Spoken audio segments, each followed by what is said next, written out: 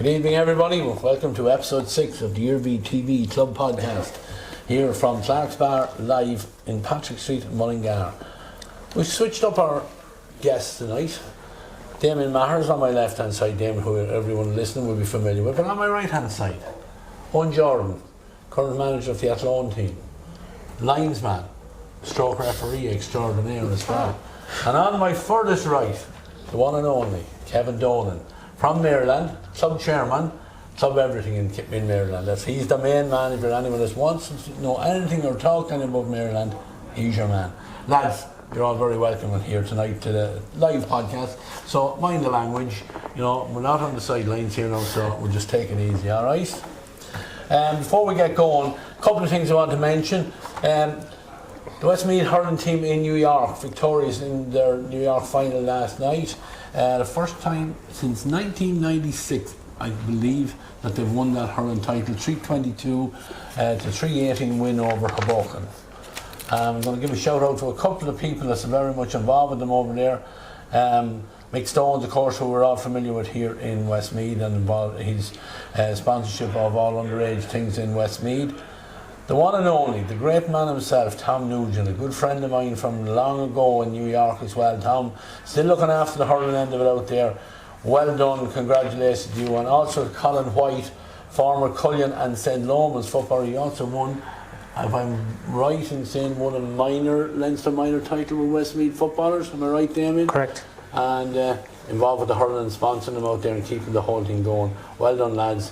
There's probably still a few sick heads out there right now because it's only around 3 o'clock on the day, so I'd say now Tom Nugent is just about crawling into the daylight. But anyway, lads, well done. And another thing, we want to thank those people that supported the Club Iarmhi Golf Classic held in Mullingar Golf Club last Friday. Huge turnout, over 50 teams took part in it. Des McGuire and his crew there, Vinny, Paul Daly, all out there. The only thing I would say to you, lads, is a pity you wouldn't announce who the winners were. I was waiting for the call. Got nothing yet, so I presume I didn't get anything. Anyway, that's the housekeeping done out of the way. Lads, we're going to look at the next weekend's championship games, and we'll just have a quick look back on the games of not this weekend gone by, but the weekend before in the football. I'm going to run through the results. We'll look at the results, and we'll preview then what's coming up at the weekend. And we're going to start with the Junior 2, that all you lads I know have so much knowledge on. But anyway, the Junior 2, Delvin and Tubberclare, cracking match here. Tubberclare 6-14, Delvin 3-12, and then Paul's in a narrow victory, 111 to 11 points over Loughnane Valley. Gary Castle and Collery, don't know whether that was played. I couldn't find the result from anyone, but Terrace Pass 4-16, Mullingar 14 points. Gary Castle and Collery drew 213 to 310. Thank you very much, Sean. I demanded his homework before he came in to join us today, so kudos to you. Junior 2 fixtures this weekend. Delvin and St. Paul's, Friday evening, 23rd in the Downs at 5:30. Tubberclare and Loughnane Valley on the 24th in Bunbrusna at 2 p.m. and the other Junior 2 game, Terrace Pass and Collery, again on I think it's on the Friday evening at 7 p.m. The Junior 2 competition, I know you have done your homework on this, but you were looking just at the structure of it, and I think is that the top 2 teams in each group goes through to a semi-final, and we have 2 quarter-finals then from that. There's 4 teams in each group. Yeah. So we're going to have second and third teams. So really all we're eliminating from Junior 2 out of the knockout stages are 2 teams. Yeah. And we think, looking at the tables, we think that Loughnane Valley have one team that can, with only 1 round of games to go, they can qualify. Am I right in saying that? I think so, yeah. Based on the fact that there has to be a result from St. Paul's and Delvin, so that'll knock out Loughnane Valley, who've lost to both of them, so they're probably up against it again. Tubberclare, who've put up 2 big wins, so you'd imagine Tubberclare will nail down the semi-final spot in that there, in that side of things, and Delvin and St. Paul's then are jostling for position in second and third. Yeah, both these clubs, Damien, we'll probably know them better from hurling. They played each other in the Senior B Championship. Delvin got the victory in that one. I think it was 3 points in it in the end. Paul's gladly take revenge here, but you know, I still think the loser of this one is going to sneak into a quarter final anyway. And look, at the end of the day, that's all these clubs want to do, is get to a quarter final, get to a knockout, and go from there. Yeah, and the Junior 2, of course, now a home ground for 3 of the more established clubs in St. Paul's, Delvin and Loughnane Valley, and battling. They'll be, you know, Loughnane Valley, I'm afraid they're consigned to it for at least another year, but the neighbours from Clonmellon and Delvin, you know, they're proud football. Okay, they're big hurling folk, as we saw at the weekend, but they have some very talented dual stars and some very talented footballers as well. So that's going to be a very keen match Friday evening.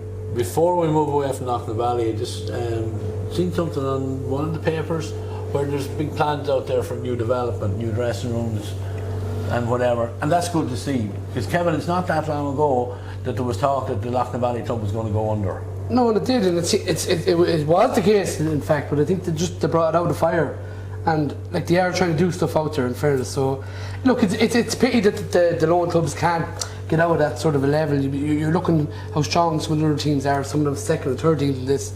Like it is tough to get out of it. Like I know with Delvin, like would have played Delvin down the leagues, but like Delvin were very good, some nice footballers. Like you'd love to see them maybe trying to get a step on, but like Loughnane Valley, I suppose they are. We actually played them in Division 7 as well, and like they had some nice footballers. Where at the time they're actually starting to get a bit of youth back into the club, so you know they'll just have to keep at it. I suppose the hardest thing to do. Keep at it. It's a demographics problem, and you're so squeezed in there. Yeah, Loughnane Valley, and also an underage structure, a lack of an underage structure. That's what makes it so difficult and challenging for Loughnane Valley. And you know, fair play to the great people out there who revived it, kept it going. But it's a huge battle. It's a huge battle to keep it going. And to think that they're, you know, at one point in time it was being earmarked as a kind of an area where a centre of excellence could be, and when you think about it geographically, it makes a hell of a lot of sense of, okay, we've moved on from that now and we have our location for our new home. But for Loughnane Valley to be developing is remarkable. Yeah, remarkable. Wish them the best. Yeah, we do, absolutely. Owen, the Section B, Junior 2 Section B, 4 seconds teams belong to, you know, the stronger clubs. Garrycastle, Colliery and Mullingar. Great credit to Mullingar. That's their third team. Yeah, and I suppose the regulations are different in the league and the championship, where like once I imagine somebody plays in the Junior 1 championship for Shamrocks, they'll probably lose eligibility playing the Junior 2. Like, so to be fielding 3 teams is it just shows where their ambitions lie. I know they had 3 minor county finals in a row, like, so you'd imagine it's a breeding ground for some of those players. So it looks like, again, Garrycastle have 3 points in that group there, so you know they'll be looking to push on. I see like the Doran Hart and Mickey Green were playing for them against Colliery, so no short of experience and quality there. So Thurles Pass, probably their first time, I think, in a long time playing at this level. I think they played Junior B for a while, so they had a big win over Shamrocks there in the last round, so you know they'll be looking to qualify as well. Yeah, and with only one more round, you know, Thurles Pass with that win probably going to be enough to get them into the knockout stages. But the good thing about this competition is last year, if my memory serves me correctly, this came up where I think 2 clubs entered the competition and then pulled out of it. And it ended up then being, I think the 6 teams went into one group, or they had to rejig the whole competition anyway. This year, I think at the start of the year, we said we hope that wouldn't happen again, and credit to all those clubs that have put in their second team, or in Mullingar's case their third team, and they've fulfilled every fixture in it so far. So look at it, it's a lonely place down there at Junior 2 level, but look at it, a lot of good work going on, a lot of clubs that are trying to get out of it, and I suppose the example we look at is how Ballinagore are getting on now this year in Junior 1, having won Junior 2 last year. I think one of the positives, Ray, just on St. Paul's there was I was at their game last year when they got relegated against Killucan, and they'd only 16 lads togged out, and then I see the other day the 29 lads listed on the programme, so certainly numbers wise they look to be in a much healthier position at this stage of the year, and as I said, Ballinagore is the example for everyone to follow. Yeah, just look at the fixtures now for this weekend coming up. Delvin Paul said Tumberclare and Loughnane Valley, and then Terrace Pass and Collery, which leaves, who am I missing out of that then? Gary Castle, Mullingar Shamrocks. Mullingar Shamrocks, so I'm sure there a defeat for Mullingar Shamrocks will certainly leave everyone, the other three gone through out of that group anyway. We'll move on to Junior 1. Junior 1, the results in Section B from the last round. Cracker with Mullingar and St. Lomas. Mullingar Shamrocks 111 and St. Lomas 13 points. Athlone 214, Carson Kinnegad 213 again, another 1 pointer there, and then did want more one side in the third game. The Downs 24 points, Killucan 8. And the games coming up in the junior Junior 1 Section 2 or Section is St. Lomas and the Downs, Athlone and Mullingar, and Carson Kinnegad and Killucan. All these games on Friday evening at 7 o'clock. Lomas and the Downs in Lake Point Park, Athlone and Mullingar down in Park Huron, and Athlone at 7 o'clock, and Carson Kinnegad and Killucan in Kinnegad at 7 o'clock as well. Lads, I've spoken on the podcast down the last couple of weeks about that Junior 1 championship, and I think it's a great championship, and it's almost as hard to predict as the intermediate, who we all know can go to anyone, but they're the second teams and they play a huge part in this.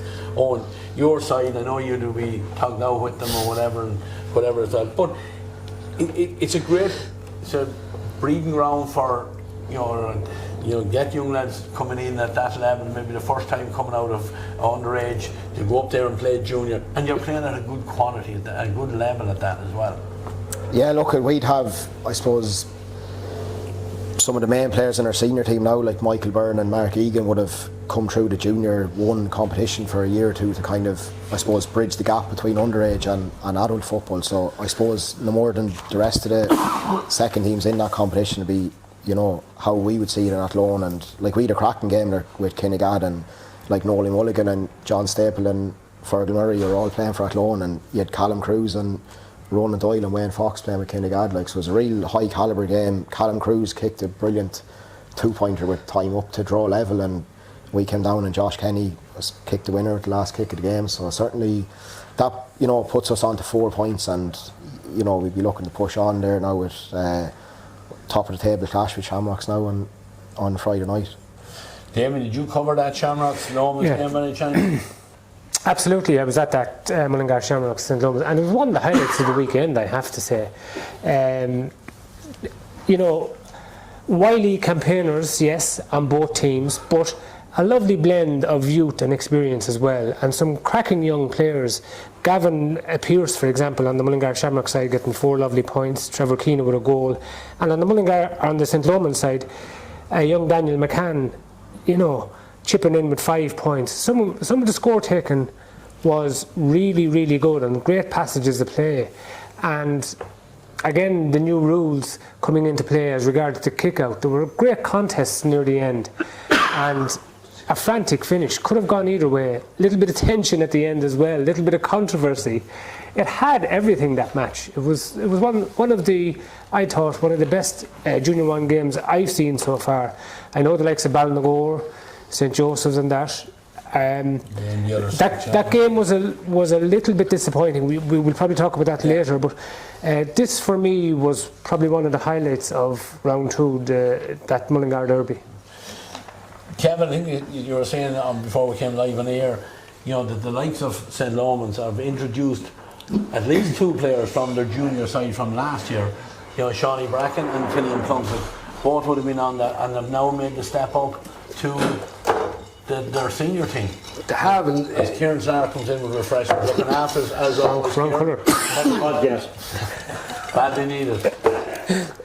Yeah, the likes of Romans, the conveyor belts of all this seems to be going, and it's great. Like it's a fair achievement for all these teams that they're so-called second teams that are able to be so competitive. And you know, I suppose Lomans are probably in the way of, I suppose numbers is great, and it's like it comes to this time of the championship further down the line, and a few of the which we so-called stronger players, there might be, if injuries are thing of happen in their first team, they're going to probably have to call on some of these lads, but like they're able to pick a few from it, like, and it must be very good for the likes of Athlone, and like, because these are all very competitive games. They're not like they're not your they're still very competitive, and they're still going to be pulling players like as you said about from Lomans last year, the Killian Plunkett.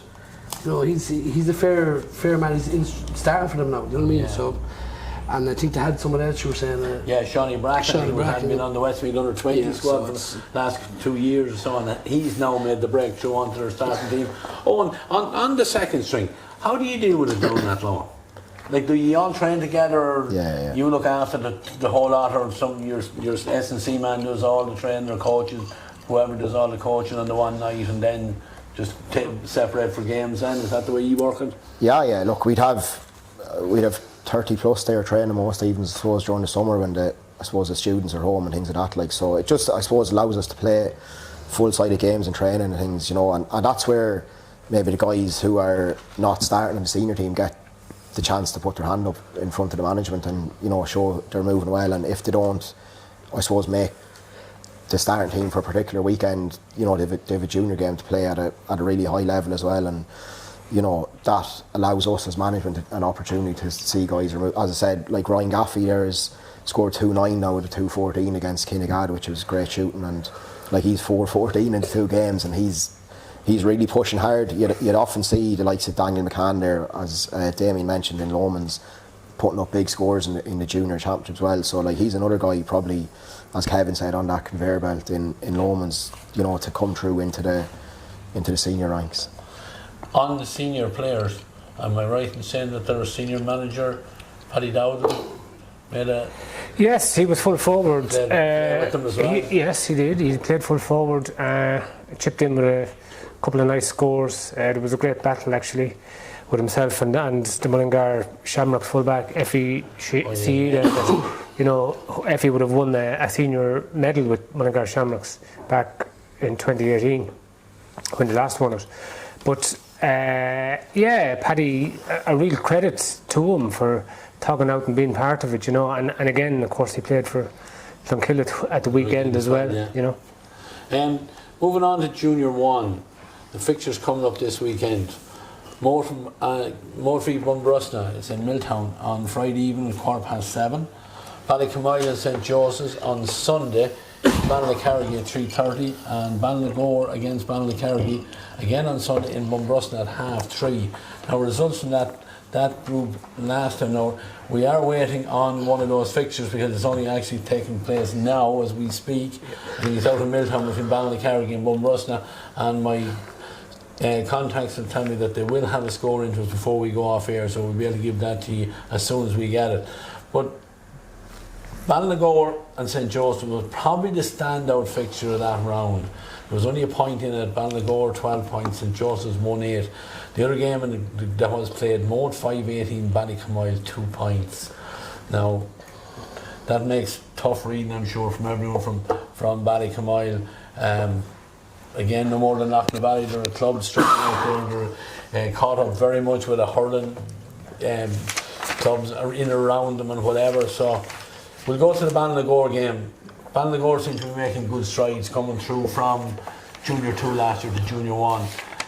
We've spoken a good few times in this, Michael Ennis, and the fact, you know, his impact on Ballynagore, and then also added to the fact that Thomas McDaniels has come back to them this year as well. You know, Thomas McDaniels was a senior inter-county footballer. I know he might like me saying he's getting on in years, but you know, he'd be a huge asset for them as that championship plays out. Oh, definitely, and probably what it does for the other forwards then is it takes the attention off them. So I see Brandon Carey scored 3 points from full forward, and that, like, because I suppose the main marker has to go on to Tommy then, and they might have to rejig their defence to look after him. And it's just interesting, I suppose, that like St. Joseph's were leading coming down the stretch, and the Ballynagore scored the last 4 points to turn the game around and win it, like with 4 frees from a 2-pointer from Tommy, and then, you know, that kind of got them over the line as well. So I suppose having that experience to come in, he played, you know, at a very high level in Dublin as well, and it could be the difference. And they've carried that momentum through last year, winning the Junior 2, through the league this year. There just seems to be I saw they had a second team this year as well for the first time in a while, and you know that everything seems to be going really well for them there in the last couple of years, after maybe being confined to Junior 2 for a couple of years. So it probably gives hope then to the teams in the Junior 2 that if you get your house in order, they can see what can happen there. And I'd imagine, look at Lomans would appear to have maybe weakened a little bit this year on the second string side. Shamrocks seem to have come strong, but again, you're probably going back to maybe 2013. I think Shamrocks might have won the junior at that stage, but other than that, it's been a junior proper team every year, which is great. Like, and so you'd imagine this group, the winner is going to come out of this. So I suppose St. Joseph's will think they'll come across Ballynagore again, and you know, might fancy their chances of getting across the line this time. Well, there's maybe a lot more at stake than just 2 points. Looking at that table, Ballynagore 2 played 4 points, Moat 2 played 2 points, Bunbrusna 1 win from 1 game, as I said, they have that game tonight. Joseph's 2 points from 2 games. Ballycarrigy only 1 played and lost, and Ballycamoyle 2 played and lost as well. So I think on that competition there's 4 coming out, because it's in one competition we've 8 quarter-finals, finalists, 4 quarter-finals, with the 4 out of Section B going against the top 4 in Section A. 1 plays 4, 2 plays whatever. That's a great competition. Yeah, absolutely. You know, anyone can win it. You don't know what the second teams are coming, whether they manage to hold on to them through injuries, or as Eoin said, you know, young lads pushing and he might just be tempted to give them senior game. But you know, the first string junior teams there really have it all to do to win it. Yeah, but I suppose they have a little bit of latitude too, because the likes of Ballynagore, okay, they'll be disappointed. Or sorry, the likes of St. Joseph, they'll be disappointed with that reversal to Ballynagore. But there's time to recover in this group. You have the 4 teams emerging. Ballycarrigy lost their first round match. They were ahead at half time. They're 5 points ahead at half time against Bunbrusna, having just checked there. If they can win that game, it's a local derby, if they can win that game, they're back in the reckoning. Yeah, pulls Bun back into it then as well. Yeah, Ballynagore still, you would say, looking like the team to beat. And again, it's about having that little bit of quality in attack now with the new rules, because there's a new challenge for defenders now, and Eoin as a coach will probably know all about that, and there must be extra demands on coaches now to find new ways of defending, because you can't get numbers around anymore. It's not as congested, and there are new kind of challenges, there are new things to come up with for shadowing players, and you know, and it was interesting to see in some of the games the tactics that didn't work and backfired, kind of old style stuff. So it's about fresh thinking and a new approach, and there's a huge challenge to defend for defenders here. But if you have a player of Tommy McDaniel's quality, that makes all the difference. And one good player, and we saw it as well with Multy Farnham and Ronan Wallace, one good player can really do damage. Yeah. Well, it's hard now to get, you know, back in last year and previous, you could you know, swarm and get numbers in around you know, the marquee forward or whatever. Now it's not just as easy, because if you spend too much time, you know, picking on one, there's obviously going to be someone else going to punish you then anyway. So how have you found the new rules overall so far? Now we're going into the third game of the championship, you've had the leagues. How have you adjusted to it? Has it been a big challenge for you as a coach, or how has it worked for you? Yeah, look, I think something had to be done. I think it was getting tough watch the game on every level, and I think as a coach, as a manager, as a observer, as a referee, you know, the game is so much better to watch and to play, and to, you know, it's so much more engaging, and it's gone back to that kind of old style, kind of up and down game. And I suppose on the defensive side of it, like, you kind of have to go back to that one-to-one stuff, and you don't have your sweepers in front of you, and you don't have your blanket defence. And you know, if a really quality forward like Tommy gets on the ball, it's not the thing of having 3 or 4 lads on them straight away. That like we all want to see the best players and kick and score. And Ronan Wallace, you know, as Damien said, with kicking 2-pointers and stuff, it's revolutionised the game as far as I'm concerned. So yeah, certainly looking forward to seeing how things progress as we go through the championship. Kevin, the same question to you. I know you're more involved as club chairman, but you're also be involved with the club and you're a delegate at county board meetings and stuff like that. What have you made of the changes in the rules? Like in Maryland, are you enjoying it down there? You know, how have you embraced it? It is, in fairness, it is positive, because you're hearing a lot more games where they're actually exciting games. Like I was chatting, I wasn't at the Battle of Gore and Joseph's games, but like equally Tom McDonald's just as good as St. Joseph's is with Jordan McDonald, who has been just trying to get over the line there with St. Joseph's. But like, it definitely has opened up the game. If you want to move the ball fast inside, it does give the inside forwards a better chance, because they weren't clogging up. But I suppose one of it's kind of the negatives that you're waiting for someone who's going to be the first person that's going to be able to do something to counteract all this sort of stuff. But I think it's great to watch. You're moving forward, ball inside, and you have a good footballer that's able to win a ball, and to watch that sort of stuff. And definitely the 2-pointers, because someone was trying to say, "Oh, I don't know about the 2-pointer." I think it's a great thing, because I was at a game with Athlone, and some of the kicking was outstanding. Like it was great to watch it. Like for that sort of stuff, yes, there was always going to be a few hiccups, and it is pressure. I find the pressure on the referees and the linesmen, but I have to compliment them. Any match that I was at or I've been with selected with Maryland, so we've seen it. The audit linesmen. So they're trying to do the right thing, because it is hard calling. The rule with the 3 up and the 3 back, and there's so much going on. It's hard to watch everything. Is he outside the arc? Is he inside the arc? You know, but I have to say it's been positive, even as a spectator, and I've been involved in the team. I have to say it has been. Yeah. Yeah, look, we've had some great scoring games, and I'm going to move on to the intermediate championship. Junior 1, Junior 2 competition sponsored, of course, by Kieran Clark and the lads here in Clark's Bar. Then the intermediate championship and the senior championship sponsored by Shea Murta. But in that section B of the intermediate championship, scores from the last games, like Ballymore 3-11, Milltown Pass 6-16, Maryland 2-16, Castlefine, Coolhoyt Hall 11 points, and Kilbeggan 1-13, Castlederry 9 points. And I'm going to start with that one, Kevin. I'm going to go to you just on the bar. I know your team is involved in that group, but am I right in saying that's a kind of an upset score? Or I know Kilbeggan mightn't thank me for saying that, but I think a lot of people fancy Castlederry to come back up out of that group.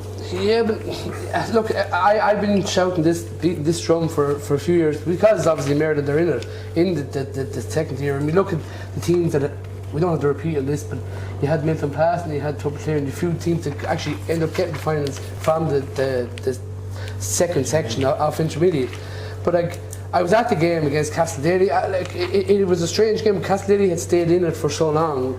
You were kind of waiting as a spectator to say, right, Castlederry are going to push on now. But just Kilbeggan got a second win in the second half and just blitzed them. It's just, what you could say, was it a 7 or 8 point? I think Castlederry probably threw in the towel. But I just think this is so competitive. I think Milltown Pass are a little step above the other 5 in the group. But I think that if taking Milltown Pass out, and it's no disrespect anyone, I just think that the hour that probably shouldn't be down to that in that section, the rest are nearly on par. And like, there's going to be very little in that group too. And this weekend's games are going to be crucial, because there's teams where there was an opportunity where nearly everyone was going to be on 2 points if the results had went away, but it's not. It's a change. So Milltown Pass are probably, they're odds on to be top in the table, but there definitely is going to be a battle for the second position. We were here on the Hurling podcast last week, and Potter Browne described it as moving. It was like Saturday in a golf competition. It's moving there. This weekend's game's coming up, as you said, Kevin. Kilbeggan and Milltown Pass on Saturday evening. I think it is in Castletown at 5:30. Ballymore and Maryland Saturday in Tang at 5:30, and Castlederry versus Castlefine Coolhoyt Hall on the Sunday in Ballynacarrigi at 5 o'clock. Like, you know, opportunity for Castlederry to rebound, but maybe on the rebound, Damien, you have Castlepotter struggling at hurling. Maybe there's it'll lift for the Castletown lads in the football. Yeah. So that won't be an easy game for Castledaly either. No, the interesting thing about Section B as opposed to Section A is 2 teams come out. Yes. Not 4. So with Milltown Pass looking really good and Sam Duncan now returning and Brandon Kelly hitting form, it looks like there's a race on for that second qualifying spot, dare we say it. Maryland, Kevin's club, not just because he's sitting here, but Maryland will be certainly very pleased with their performance the last day, and they'll be looking now to build and to push on. Kilbeggan Shamrocks, certainly. I'm not sure what the predictions were here the last night, but I would say, did any of us go for Kilbeggan Shamrocks to win that match? I don't think so. We possibly went for a little bit of experience in that to carry Castledaly through. Not so, it just shows. So yes, a very, very tight and it looks like only one position now, up for grabs in that. Looking at the table, Damien, Milltown Pass played 2-1-2, and Kilbeggan, Castledaly, Maryland and Castletown Whitehall all played 2-1 win, and then Ballymore are pointless at the minute. But Ballymore are going into a game this weekend, and who's to say that the rising tide lifts all boats, and Father Dalton's Hurlers getting a big win on Sunday now, so I'm sure there'll be a big push now going into the football there now to pick up a point or two, against Maryland. Kevin would like that, but that's another local derby down there as well. Yeah, that's a game to whet the appetite, because Ballymore have to win that and they have to go for it. The fact that they're playing Maryland, they're close neighbours and everything else, that adds a little bit of spice to it, but Maryland, on the basis of results from the last round, you'd be pinning Maryland to win that game, but again, as we saw, championship football, it can bring out surprise results. The hurling win for Father Dalton's, it will give them a bit of a lift, but they're going to have to go out and perform and put up a score and improve on their scoring return if they're to win to get back into this group. Are you in agreement with Kevin that Milltown Pass are a step above in this group? They play Kilbeggan, only a couple of miles down the road from each other as well. Kevin has already said that Sam Duncan's back and Brandon Kelly in outstanding form in the last game. It's only 2 years ago Milltown Pass were in the county final, and they're back in Section B now. Yeah, and I suppose they might have just had a difficult year last year, and with a couple of lads the likes of Sam Duncan not available, and just maybe struggled to get through the group, and as a result of, I suppose, found themselves where they are. But you add in the likes of the O'Reillys there and Finbar Coyne as well, they just have a good balance to their team. They've, as you said, they've been in a couple of county finals now, they've good experience. You'd imagine they'll be favourites to beat Kilbeggan, and what that means then for the likes of your Castledalys and your Marylands is they have a chance then to maybe get to 4 points and go ahead of Kilbeggan again. And it's just I suppose when Brandon Kelly is putting up the scores he has, he's 6-12 in 2 games, is some scoring, so I suppose you're trying to tie him down, but then when you've Sam Duncan scored 3 points off the bench as well, it just shows the calibre that Milltown Pass have, and I suppose rightly so, they're going to be strong favourites to come out of the group. And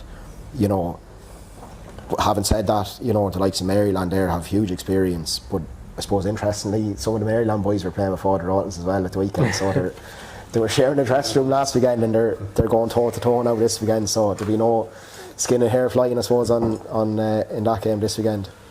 Yeah, Kevin, I'm going to leave you out of the discussion just on the Castletown, or on the Castledaly Whitehall game. We all felt, Damien, that Castledaly were going to come back out of this group, and they might still do it, but that would have been a setback last week at the same time with that result. Yeah, absolutely, and to score just 9 points, they were 113-9 was the final score. That's disappointment, and they'll have to produce an improved performance. and get up into double figures if they're going to turn this around. Definitely. I know we didn't do any predictions on the junior because again, our knowledge is maybe not that much on it, but we might just come back to that. But for the intermediate games, we won't ask Kevin on this one either because again it puts him in that predicament. Eoin, call me Kilbeggan and Milltown Pass. Look, it's given the scores that Milltown Pass, I know they were behind at half time in the Ballymore game, but they seem to be racking up a lot of goals, so you can imagine that would potentially be enough to get them through that game. Damien, you in agreement with that? Yeah, absolutely. I know Nigel Scally was outstanding, and he'll match up probably against Sam Duncan, so there could be a good battle there with them two lads, experienced, both of them involved with the county team as well in the last couple of years. Yeah, well look, they got 6-16 the last day in Milltown Pass. That's a freaky kind of score, even with the more expansive game now and the extra room and that for the likes of Brandon Kelly up front.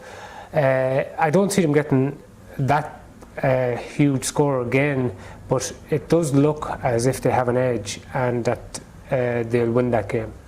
Ballymore, Maryland, Eoin.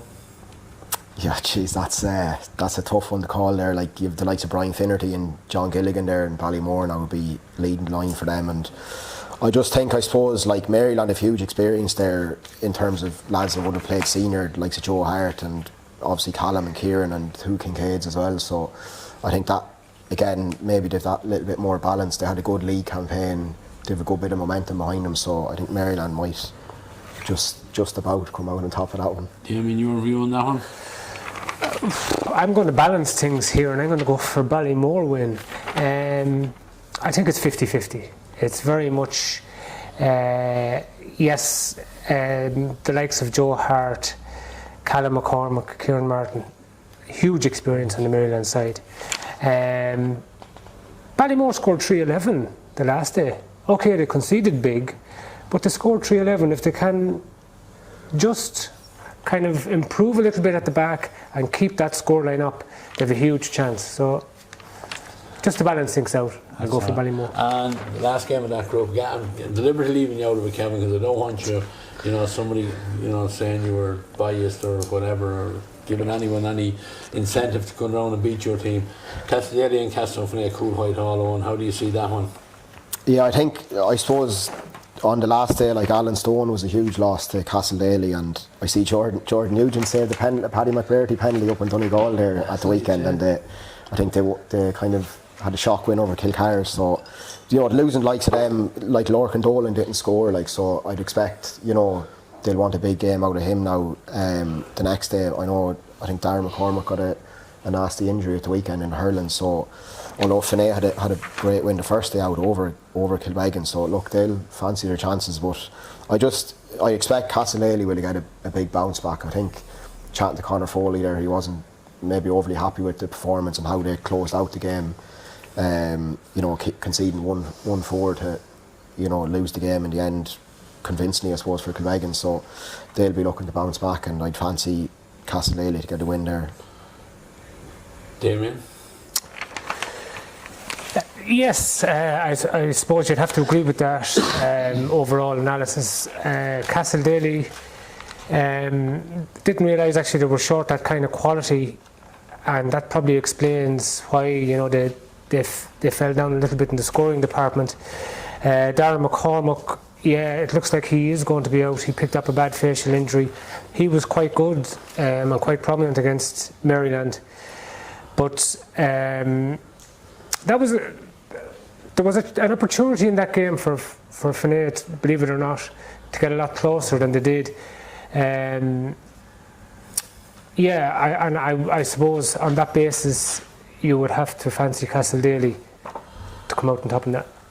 Fair play, lads. We'll move on to the intermediate section A. The results from the last round.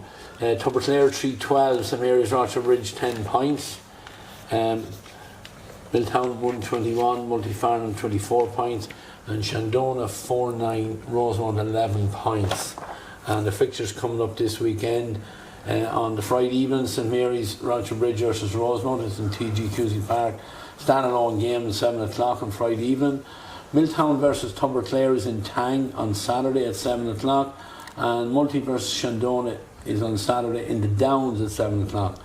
Now, lads, the standout game to me that I've seen in whatever games in the championship, senior, intermediate, whatever this year, was that Multi-Farnham Milltown game. It was a cracking game. I think it had everything that's good about the new rules. But the man that took all the plaudits was Ronan Wallace. But Eoin, you had another young player that caught your eye very much that day. Yeah, I was close to the action, I suppose, there at the game, and it's my first time seeing Matthew Thornton play, and I was just hugely impressed with him. Really, I suppose, skillful. He's like a man beyond his years, where he was dictating to the players around him what he wanted them to do, and he was just conducted the whole thing. And it would appear that himself and Ronan Wallace have a really good partnership there, and I was hugely impressed with him in terms of his leadership for a guy that is so young, just finished school, and he got 3 points himself, and I was hugely impressed with him. And I hope it's not a thing that I suppose people will look at him and say his physique and his size maybe might come against him, but he's so quick in his feet, he's elusive, he reminds me of he's like a Derek Hanavan type player, you know. Obviously he's a lot of maturing to do in terms of his maybe on the pitch and playing at a higher level and so on, but certainly, you know, a new manager into Westmeath there, and I think he might have another year left at under 20s to kind of mature further. But I think, as you said, and rightly so, Ronan Wallace absolutely grabbed all the headlines, but I was really impressed at Matthew Thornton as well. Milltown, you know, got the draw. You know, Ben McGorn was excellent for them as well. Kevin, you know, if it wasn't for Ronan Wallace's heroics, we would be talking about Ben McGorn and some of the points he kicked. 1 and 2 pointer down almost in front of the scoreboard. It was, you know, on John Heston, the way he cut it over the bar, and I think it put Milltown up at the time, and it was a pressure kick. But again, lots of quantity in that Milltown team. Probably a little bit disappointed they haven't got more to show for their opening 2 games. Yeah, I would think so, but I knew by chatting to Graham Corkin, he was following the manager at Multi, they were confident enough for trying to get something out of Milltown. Like, we were playing at the same time, and I could hear the shout and roar. It looked to be something we're missing here now, because there was roars in the crowd. We were in Springfield and we could hear it from Cusack Park. So I suppose, like, you're talking about Ben McGorn. Like, Ben McGorn has been outstanding for Milltown, and he kind of went away for a while. Like, it's not that he went away, he was there, but I just felt that I remember a few years back looking at him going, this guy is going to be outstanding. And obviously 11 points, like, you know, as you say, if Ronan Wallace wasn't here, you wonder how Ronan Wallace is able to keep it going time and time again. Like, we've run into them a few times, like last year they were down in the section B, as you say, ran all the way to a semi-final, like, and we're very unlucky not penalties. On penalties, they beat Tubberclare on penalties. Lost to Gary Castle. And lost out to Gary Castle. Like, so they're a very big and physical team. I think there's a few crackers of games this weekend in this group. I think this is one of the groups now that it's time. It's like, you know, there has to be, there's definitely a few ones here this week, and there could be a lot of upsets.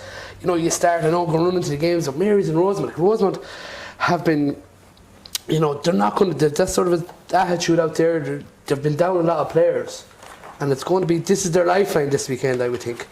Tubberclare, Milltown, like, Milltown will want to bounce back. They would probably have looked at that as, you know, probably nearly a defeat last week, you know what I mean? Even though, you know, I got that feeling from the camp, from them. I was chatting to a few of them, you know, they were a little bit, you know, if this hadn't happened, if that didn't happen, but, you know, they'll be tricky for Tubberclare this weekend too. So, like, it's great to see, but, like, as I said, look, I wasn't at the game, and I was chatting to a few that were, and they were saying it was an unbelievable game of football. Yeah, I mean, it was a cracking game. We covered it live on Iarmhi TV, but it was certainly one for the viewers as well.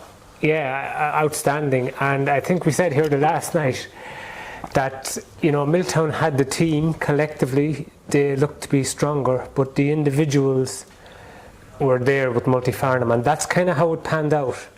The likes of Ronan Wallace and Matthew Thornton, who of course won a Leinster title earlier this year with Colosh de Bury here in Mullingar. Lovely little player, lovely mover, and lovely, you know, control on the ball, plays with the head up, and that's the way you want your centre forward or your playmaker. You know, you want him playing with the head up. Ben McGowan, very good for Milltown too. Only fair that he gets a mention. When he was minor, we were all, you know, anticipating huge things. This was a guy that was going to come along and be a senior player for Westmeath. So hopefully he can keep that going and keep building on that form. But Damien, just going to stop you for 1 second. We have a full-time result in from Milltown, where it is Ballinaccarry who have emerged victorious, 2 points only. Ballinaccarry 117, Bunbrusna 212. So your man will be happy with that with that result. Gets them back on the wagon again now, and you know that, and you know that puts them back into it now. 2 games played, they have 2 points as well. You know, so there's an awful lot to play for in that section B as well, in that junior. So that's a good win for your lads. But Milltown.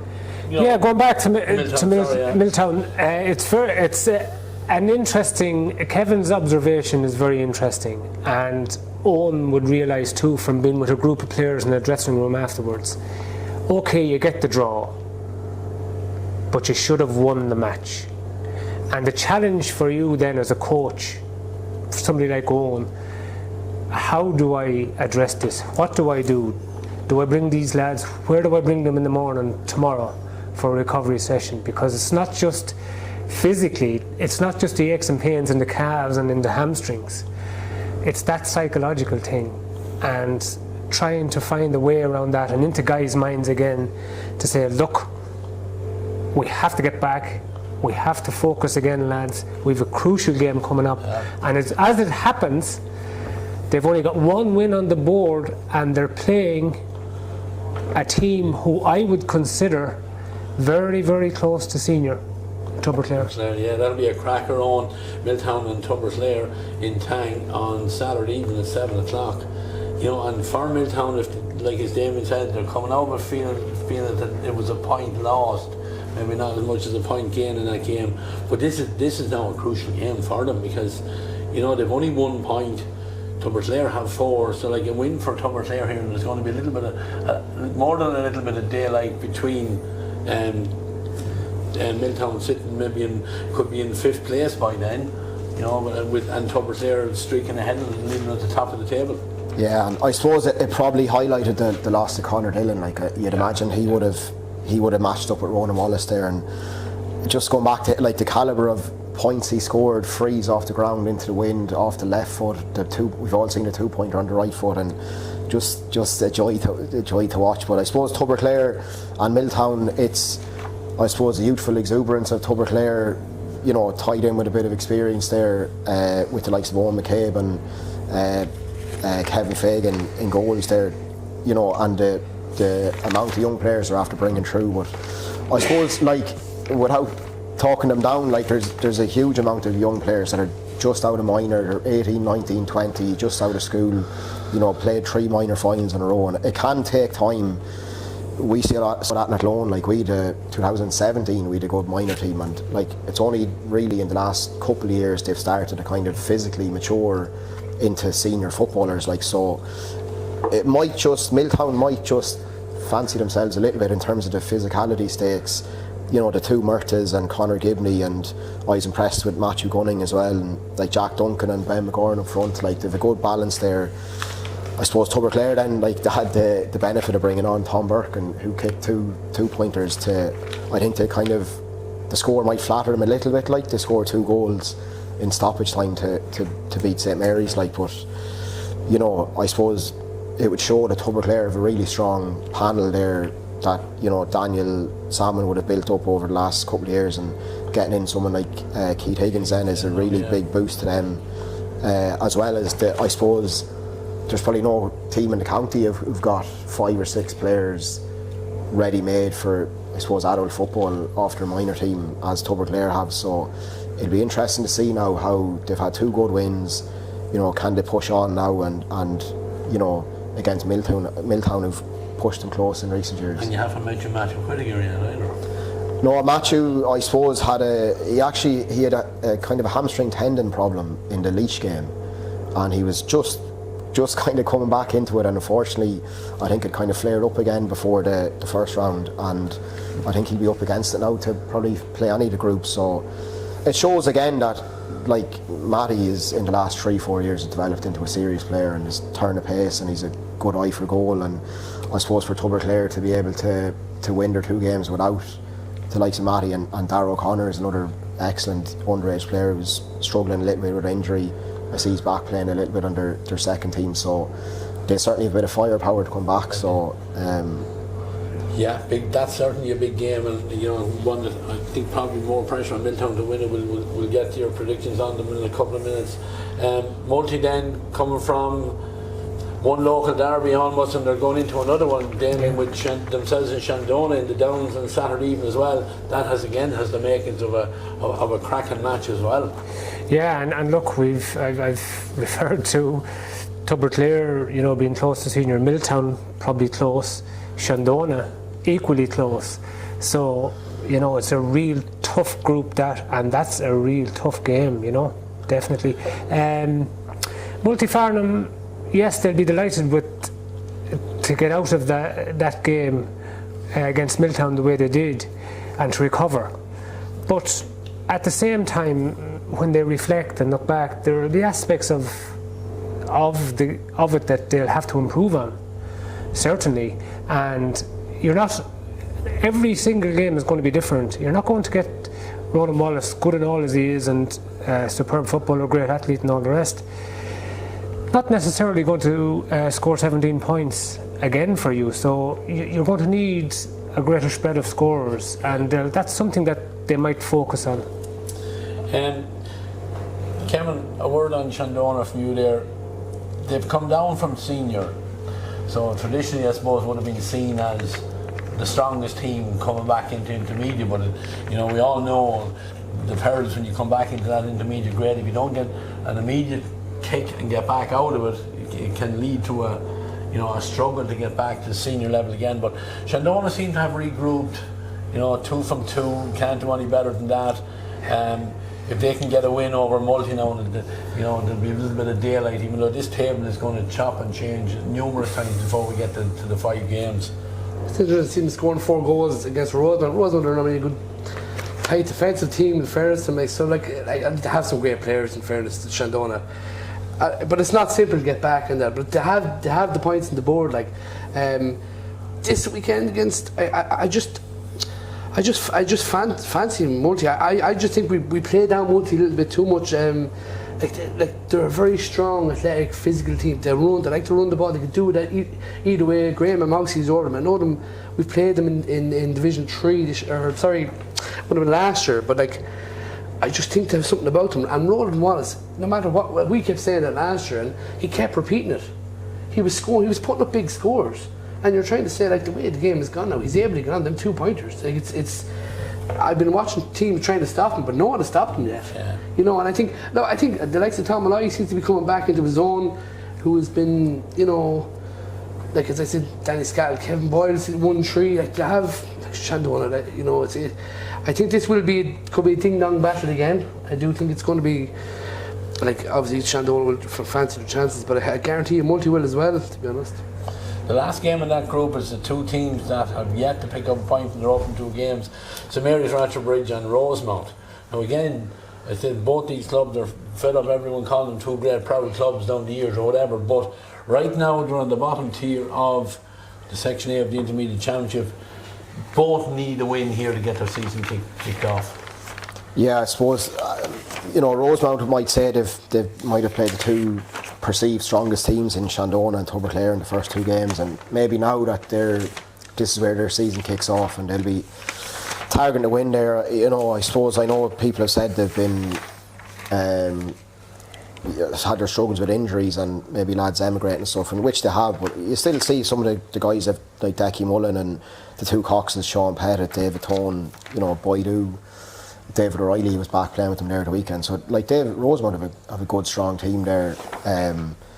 They'll fancy maybe taking on Ratchabridge, and again I suppose the reality is it's a must not lose. I suppose the loser of this now is really is really going to struggle to probably get out of the group. So yeah, well, and maybe more on facing the trap door really at that stage, like with 3 games played, the loser of this game is going to end up with 3 games played and no points. Like it's only 2 to go. It's going to be very, very difficult to get out of that. Yeah, and I suppose you look at Multi have 3 points on the board already after the first 2 games, and they'll be quite pleased. I know Graham fairly well. I'm sure they're pleased with where they're at, but would see room for improvement. And maybe some people might have wrote off Multi early on, and as Kevin says, at their peril, where it would look at the moment the loser of St Mary's and Rosemount at the weekend is really up against it. So it'd be interesting to see the result of that game. Yeah, and looking at that table, Tubberclare have 4 from 2 games played, as have Shandona. Multi 3 from 2 games. Milltown then are next with only 1. And then you have St Mary's and Rosemount with 0 from 2. But like a win for Tubberclare and a win for either Rosemount or St Mary's, and suddenly Milltown are dropping into the bottom 2, which I know there'll be 2 more games to go, but anything can still happen in this group. But psychologically, lads don't like looking at the table and seeing yourself going. They'd like to be, like where obviously Tubberclare and Shandona are. But this competition is notorious that we can't predict the winner for. So, a win for either of these 2 now at the weekend, and bang, the season could fire off and pick up another win in the next game, and next thing you're looking at a quarter final. Yeah, and it will kind of fluctuate as we go along that table. But just looking at St Mary's, Roxford Bridge and Rosemount, it's going to be, I would say, on the evidence before us, considering what they've done so far, it's going to be an extremely tight affair, a point either way. And you would say that, considering the players they've lost and the number of players that they've lost, Rosemount are probably up against it a little bit. If they lose this match, there's and that's at the back of their mind, and all these little things will play into it. And I would consider that they go into that game as underdogs. Yeah, Damien, call it for me. St Mary's and Rosemount. St Mary's for me. Yeah, Owen, Jordan. I think Rosemount have a bit more in the tank to get over the line there. Kevin. I'd be siding for Rosemount too, I think. I just think with the likes of Decky still there driving it on, unfortunately, I call it, I think the 2 teams themselves, I think they're both favourites to be dropped down in this group. I know 0 points, but I would fancy Rosemount. I think they have probably a better chance. Just to let both of you know, that's your last invite to this podcast. Sorry, Kevin, too late. Damien will come back to you. We're keeping you here. Milltown and Tubberclare is going to be a cracker. Yeah, absolutely. Do we have a draw on this one either? Yeah, well, it's the easy thing to do is to sit on the fence here and to say, because it would be very easy to predict a draw here. I think the pressure's on Milltown here. Okay, it's round 3. They've only 1 point on the board, so they either come out in this game and produce and win a match, produce a winning performance, or I think they're in trouble in this championship. They have to get the win. Tubberclare, a little bit more freedom, perhaps, and it's amazing that can feed into a group too. And if they get a little bit of momentum in the match, things can go really well for you. Look, if I was to call it, I would go edge slightly towards Tubberclare. I would not be surprised with a Milltown win in any way, but I think on what we've seen, and even though Matthew Whittaker is missing for the group stages, I would say that there's less pressure on Tubberclare, and maybe that could just be the deciding factor in the last 10 minutes here. Owen, Milltown, Tubberclare, how do you see that one? I think Tubberclare were not too happy with their performance the last day against St Mary's, and Tubberclare last year, didn't end up in a quarter final, and they got caught, I suppose, by Multi and lost on penalties. So I think Tubberclare will be doing everything in their power to make sure that they get finish in the top 2, and I think I would fancy both Tubberclare and Shandona to win this weekend that puts both of them on 6 points, and it probably creates then a mini league of 4 teams where 2 positions will be up for grabs, coming down with the last 2 rounds, I suppose, which would be fascinating to watch. I just think Tubber Clare probably have a wider spread of, I suppose, quality in every position, plus the likes of a Tom Burke to come off the bench. You know, the likes of Taylor Slevin, Finn Duffy was excellent for the under-20s this year. Fred Keller, Owen McCabe has you know, always puts up a big score. You know, the likes of Darragh O'Connor coming back in, and you know, Keelan Connell was very good with the under-20s as well this year. Big powerful man there in the full forward line. So I'd fancy they'll be able to match Milltown in terms of the physical stakes, and they might just have the quality then to maybe put up a big score and see them over the line, and that would probably put a bit of daylight between themselves and Shandona and the rest of that group. Gavin, Tubber Clare, Milltown. Yeah, I think it's an interesting game. I just, something telling me Milltown, I just think it means more to them for this game. They must get a win. They must get a win. I think if they don't win here, they're in big trouble, in my opinion. I think Tubber Clare are capable of beating them. It's not that I'm trying to go 2 sides, but I do think with Tubber Clare with 2 wins, I think they have young players, as the lads were saying and stuff like this, but I just haven't, I'm not convinced yet, and I think Milltown have a bit longer in the tooth. If it comes down to, you know, the stretch and it's tight, I think Milltown could be just a little bit more clever. Do I think Tubber Clare, you know, I don't think they'll be that upset if it was Milltown were able to turn them over this weekend. They could, you know, if they were to meet them again, I think Tubber Clare could. I think as further Tubber Clare go, but I just, for some reason, Milltown, I think just Milltown probably needed a little bit more this weekend. Tight one for Milltown in your opinion there.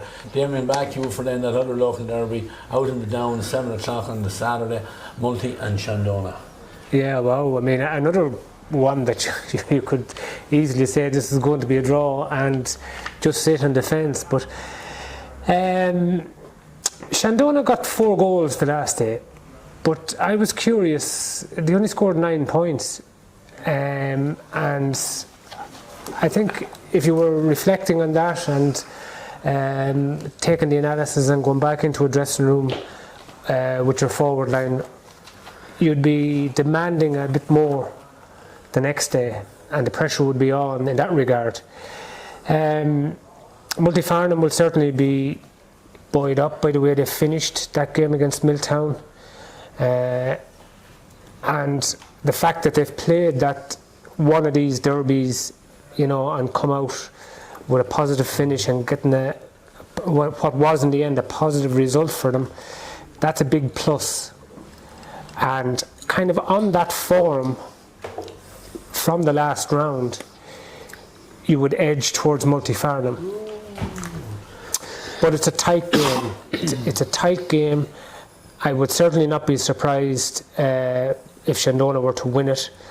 But on the basis that Multifarnham have finished so strong the last day, and they have Ronan Wallace, Shandona have 2 areas to work on. They have the defensive. They have to get their defensive thing right and come up with some ploy to get men back and prevent Wallace from dictating things. And they have an imbalance in attack as well to address, as far as I'm concerned.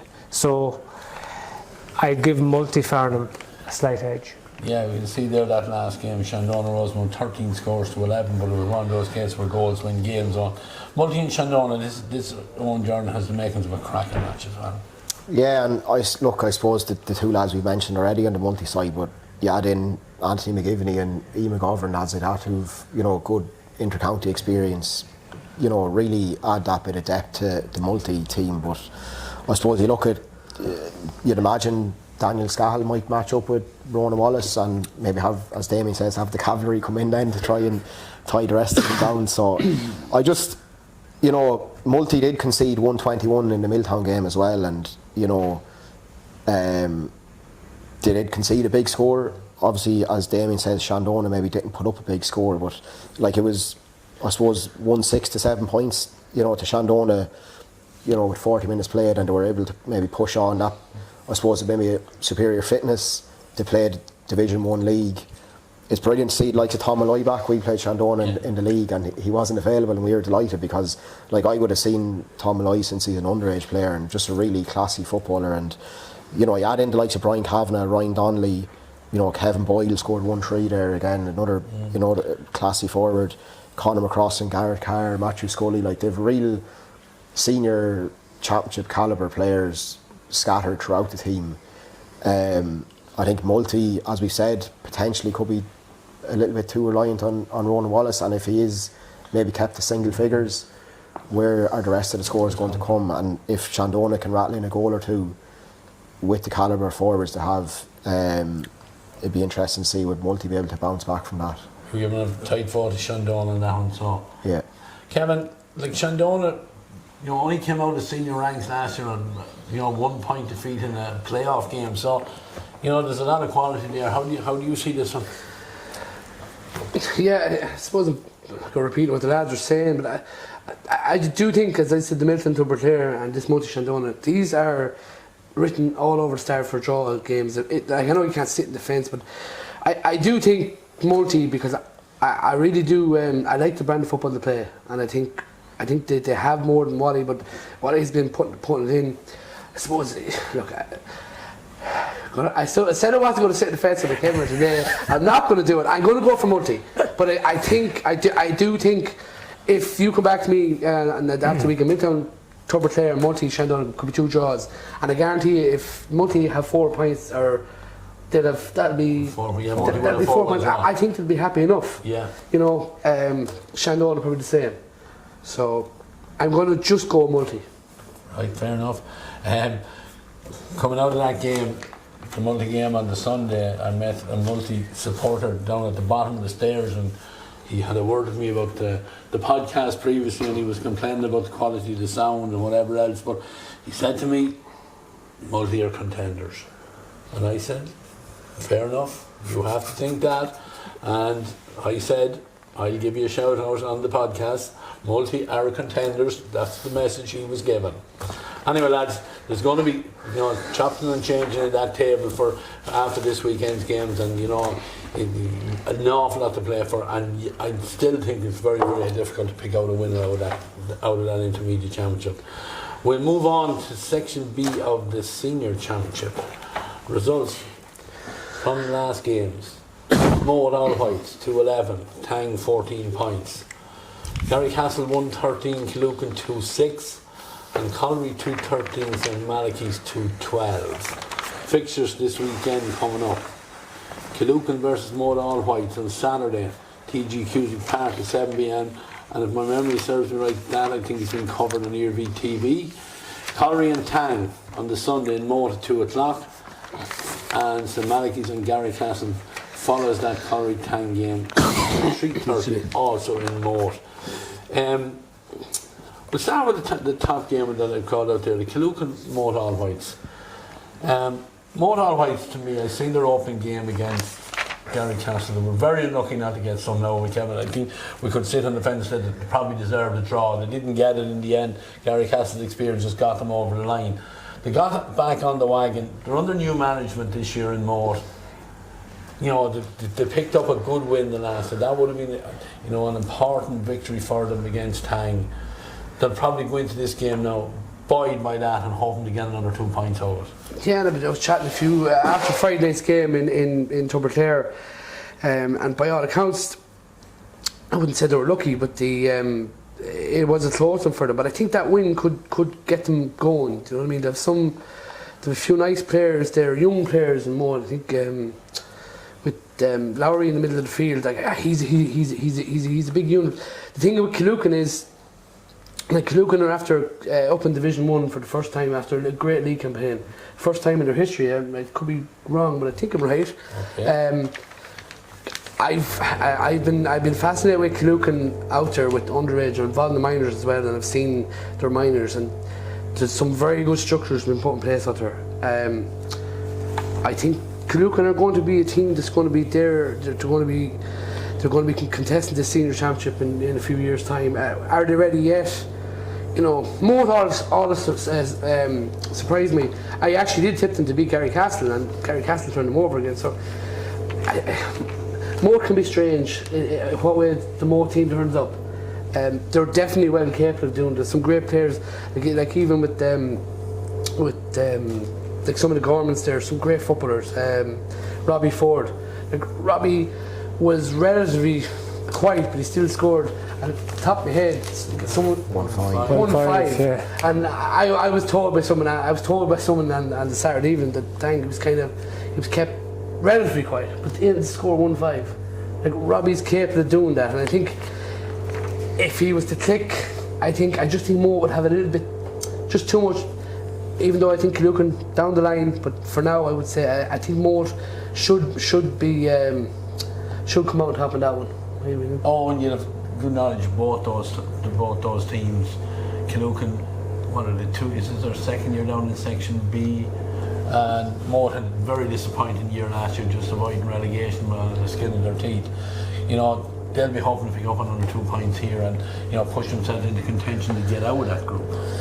Yeah, and no more than you said yourself, I think that win over time could be the crown of them for this year, where they get that bit of momentum and that bit of belief, and to, like with, I believe with 59 minutes on the clock, they were a point up, like, and they were able to push on and maybe just secure the win at the end, where maybe in the Garrycastle game it just maybe went the opposite direction for them. And they'll fancy now, I suppose, taking on Killucan and getting themselves to 4 points on the board, and, you know, keeping themselves right in contention to get out of the group and secure a quarter-final place. And they've a good, I suppose, you know, Kevin is saying about underage structures, like Moore are really pushing on at underage. They're playing Division 1 in a lot of the underage teams, and they won the under-20 last year. You know, they've some good players coming off that as well, joining then the likes of Robbie and Billy Berry and Rob Gorman and these boys. Darrell Lowry is an excellent footballer. You know, they've good strength and depth right up the spine of their team. And I suppose given that both of them now are on 2 points, as you said yourself, this is kind of moving week, that the winner of that game really put themselves in the driving seat there. You see, the problem with this, I don't know what's the problem with this group is, but you know, you can slip down to the bottom, and then suddenly the trap door is staring you in the face, and it's back to intermediate football, and you know what you're going to get when you go back there. So, Damien, you know, this is a big game. Looking at this group, Garrycastle 2 played 2-1, St Malachy's 2 played 1-1, Moe 2 played 1-1, Collery 2 played 1-1, Killucan 2 played 1-1, and Tang are pointless at the minute. But, like, you know, this can change so quickly, but this week in particular, these are crucial games here.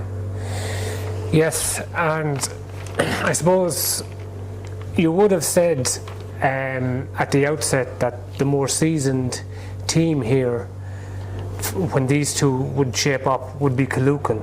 They have that bit more of a physical edge and a bit more experience, but there's a youthful thing about, a youthful exuberance, if you like, about Moatall Whites that's going to be hard stopped, and they have the marquee forward in Robbie Ford. It's going to be a very, very interesting match. They have that momentum as well from the last game, whereas Killucan lost to Garrycastle, having won on day one against Castleley.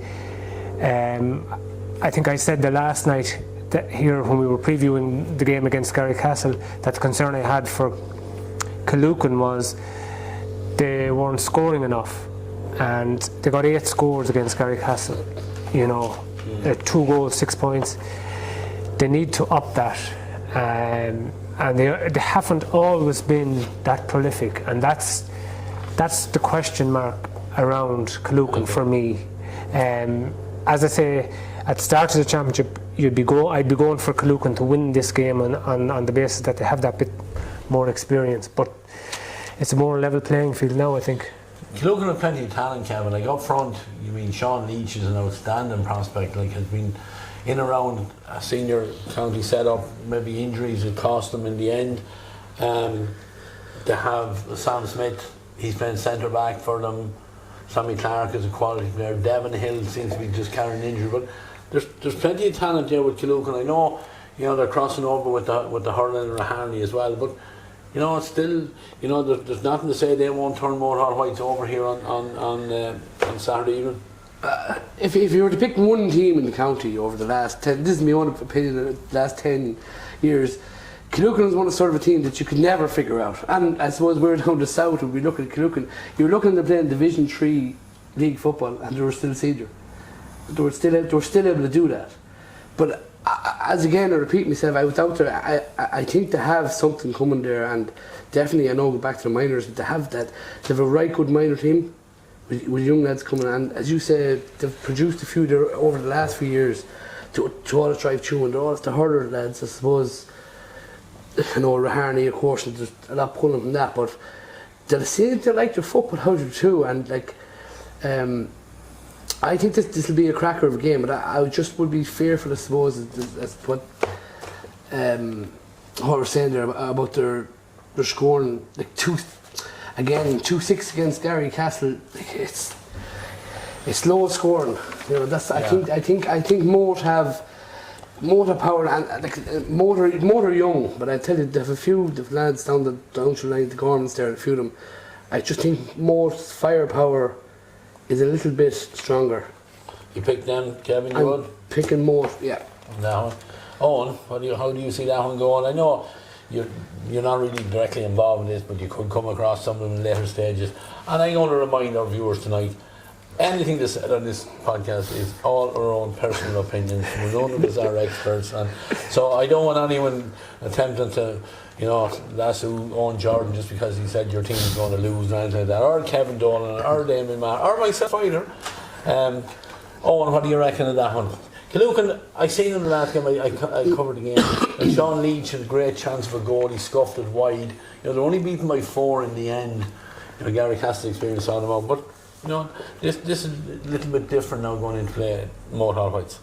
Yeah, and just even looking at their team there, like, you know, the likes of like Sam Smith, we've all kind of been waiting for him to come through, and he had a really good year with the senior team this year in Westmeath, and like their forward line, and you add in the likes of Eamon Caneen there, and like Sammy Clark is a really good free taker as well. Like, I know Devin Hill got a bit of a hand injury, I think, playing hurling recently. He might be just struggling a little bit with that. You know, Sean Leach is an excellent underage prospect as well, and he's starting to kind of come through as well. If Sam Smith can get a handle on Robbie Ford, I think that will really put Killucan in a good position. If they can then tie down the likes of, you know, Billy Berry, and if they can somebody that can match the power and the running of Darragh Lowry, you know, it may well come down to a tight scoreline if they can keep the scores down. If they can maybe not concede any frees for Robbie Ford, you know, that'll really keep the game tight. If they can take down the stretch, then they might well just have that little bit of experience, you know, the likes of Cormac Boyle there, just to maybe talk them through the game, you know, to maybe eke out a close win, but it's probably a 50-50 game with a couple of points either way. And now a call for Killucan, though, you think? I think you're putting words in out there, How do you think it'll go then? I look at as I said, if they can tie down Robbie Ford and maybe keep the goals out, and Darragh Lowry, if they can take it down the stretch with, you know, 10 minutes to go, it's a tight game, I think they have a little bit more experience to push them over the line. Okay, so he is going for an arrow for Killucan. Damien, how do you see that one? I'd probably go the same, a narrow win for Killucan, but they're certainly going to have to. They're certainly going to have to improve on a return of 6 points. Score 6 points again, and they're certainly going to lose. So, Moher Whites certainly have a big chance in this match, and you know, if Robbie Ford is held, you know, we say it about the other teams and their key player. Sam Smith's an excellent defender for Killucan and Westmeath, and you just get the feeling that, you know, Killucan were successful under 20 level. They have a group of players coming through. Now, I always admire the likes of Killucan and St Malachy's, you know, the number of dual players they have and the way they have to keep going week after week. Raharney heads will be down after the weekend. Those players have to go back in now.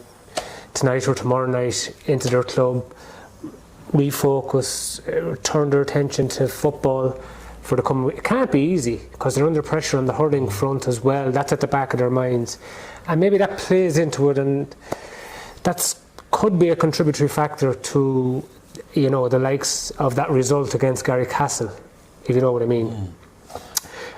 So yes, under a little bit of pressure, Kaloocan, more so probably than Motor White, just for their experience, greater level of experience I'd say, and probably further down the line than Motor White, so maybe Kaloocan to edge that one. Another cracker match in Section B this weekend as well, in Moat at 2 p.m. on the Sunday, Colliery and Tang. Now we'll go to the two boys down the south end of the county because they'll know the rivalry that would exist. Sorry, Kevin. Never put your neck on the line, Kevin. The busy. It's dangerous because I have them left and right. And no matter what I'm going to say or tonight, I'm going to be wrong. But I don't mind. I have a thick skin, so it wouldn't annoy me. Look, I think, continuing on into it, I think this is going to be... look, to be honest, Tang, it's do or die for Tang at this stage. They ran more close enough, you know, they were there in down the street, they were there, just couldn't see it out. More just probably the stronger, just with a few. And then again, Colliery on the other hand, like, you know, against Manikies, and I was chatting a few that were saying that Colliery were very lucky to get over. Like, I think the black card had a big. Big impact on that. Impact on the game. You know, I suppose the people in Mount Temple are just waiting for Colliery to fire. Not sure, like they're waiting on they're waiting on sending Baker to come back. I know he's in Canada. You know, I know the brothers trying to keep the show on the road, but I just think like this is going to be if they have any aspirations of getting up, they need to be beating Tang. But then again, this Tang it's do or die for Tang. I know. John Rock is back. I'm not sure if John started the last day for Tang. Double checking that. Suspended. He was suspended. Like, he is a big plus for them. This is a very much a local derby. Like, there has been nothing in the few. If you look back at the games over the last few years, now I do understand. Tang are down. The likes of like they've been missing players that went travelling and stuff. And like Key was the name's got out of my head now. Adam Neary. Adam Neary. I should know Adam. And Adam, he would be. He used to work in Egan's Mount Temple, so there'd be plenty. There won't be love lost there between them all, and look, it's healthy slagging. In fairness, it's good for.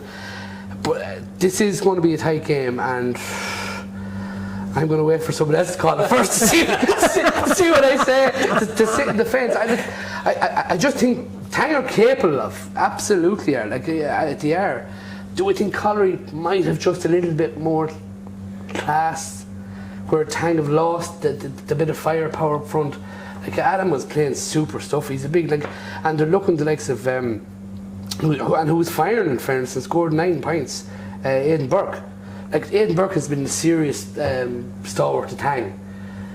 My feeling would be that Aidan is coming at the end of the line, and I don't mean that any disrespectful to Aidan. He's been a super stalwart for Tang, but I just feel that Colliery probably have a little bit more youth and are capable of a little bit more drive. But I would say Colliery just about, and I mean just about, because it won't surprise me if Tang were to turn them over.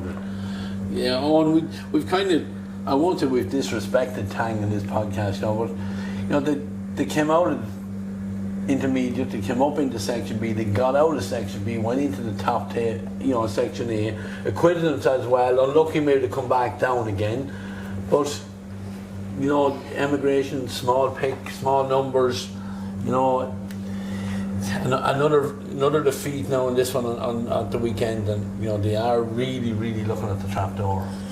Yeah, I suppose, as they say in the derby, kind of form goes out the window, and like they were very unlucky. Like against us last year, there was maybe a call for 45 at the end of the game. Adam Neary was slotting them all year, and if that had went their way, we would have been, you know, in Section B this year, and Tang would have been in Section A. And look, we all know the players they've missed in it. Like if you took 7 or 8 players out of Kerry this year, they were not going to win the All Ireland. Like, yeah. So and in a small area, you know, in Tang, if you take, and the experience then of the likes of Kieran Duncan and Conor Marlowe and Robert English, like really seasoned campaigners who were key guys in getting them up to senior and then getting them up to Section A, you know, they've I suppose, they've been in 2 very tight games.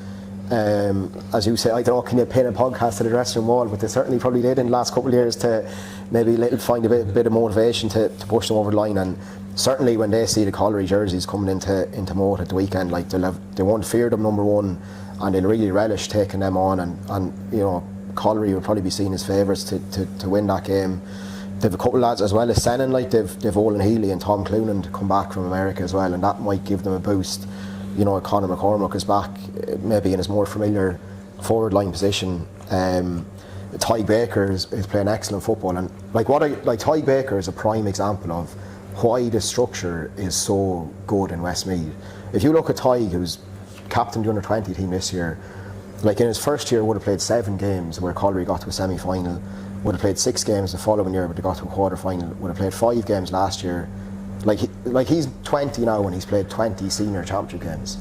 If they were to restructure it maybe and go back to maybe 2 games or 3 games, it could take him 7 or 8 years to play 20 senior championship games. And that, you know, that goes for Matthew Whittaker and, you know, Shane Corcoran and all these, like, you know, Sean Leach, all these guys that we're trying to bring through onto the Westmeath senior panel to expose them to the highest calibre of club football for, you know, as I said, 20 games in the space of a couple of years, really develops these guys as footballers, particularly now that we've gone to, which I agree with, that minor is under 18 and they can't play adult. The more championship games we can get these guys at the highest calibre, the quicker they're going to develop, the quicker they'll get into the senior ranks, you know, on the development panel. We can see Ty came on and was well able to mix it into the senior team, inter-county level this year. And, you know, as well as, I know a lot of the time it gets credit for being a great structure where coming into the last round of games there's a lot on the table, there's a lot of teams at equal levels and it's really competitive and there's, you know, close wins and there's big shocks and things like that. But to be able to expose our players to, you know, 5, 6, 7 championship games every year really brings on those guys, and I think that, you know, is important that doesn't go missed when coming down the stretch you see close games or whatever, and that gets the credit for the structure. It's the amount of games guys are playing as well is really important. Now you've waffled away long enough, so you're going to call a winner in this game. Yeah, look, I don't know the status of Senan. I think that was a great thing for Senan. He struggled with injury for last year too. He didn't play any game this year. He got injured out in Castlelaly in a challenge game against Clare. He missed out on the Sigerson Cup win for DCU. He was obviously man of the match out in the Boston final with Goal of Boston last weekend, where beat having been 10 points down against the star-studded Donegal team, turned it around. And I didn't see the final score now or how he did or what he scored, but if he was man of the match, you can guarantee he put up a few scores. So if he comes back, even psychologically, that Senan could be there to give them a lift. Conor McCormack seems to have his shooting boots back on after missing the first game. Shane Lawless is a good young player starting to come through there. I think Stephen Connolly is really underrated. He came on as a sub the last day, I think, against Malachy's and was instrumental in getting him over the line. If he's fit to start, he's a huge player for Colliery. I think he's their kind of inspirational leader of the team. You know, I definitely think he'd be worth a look for a Westmeath management coming in next year. I think they've a good bit of balance. I certainly am not writing off Tang. I think Tang will really relish this game. It's definitely going to come down to the wire. If Senan is available, if Ty Baker is on form again, you know, Shane Lawless, Stephen Connolly, Sean Murphy, Conor McCormack, I think there's probably just too many guys for Tang to potentially tie down that Colliery might just get over the line at the end of it. Damien, there'll be a huge crowd in Moat for that one. Local stake. How do you see it? Yeah, I probably not as close as the two guys are making out. I'd say Colliery with a bit of comfort. Tang they've lost too many players to turn this around, in my view, and it's difficult for a small rural club. And I was chatting to former Westmeath manager Luke Dempsey, who's a good friend of the Tang manager Stephen Coy, and rates him very highly.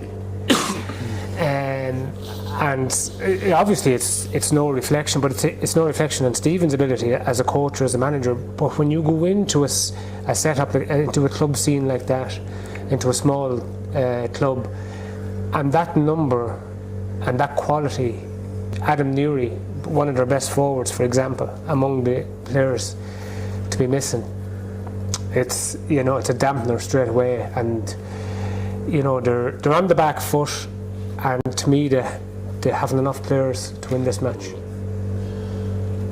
The last game of this group is again in Moat on Sunday evening at 3:30. St Malachy's and Garrycastle.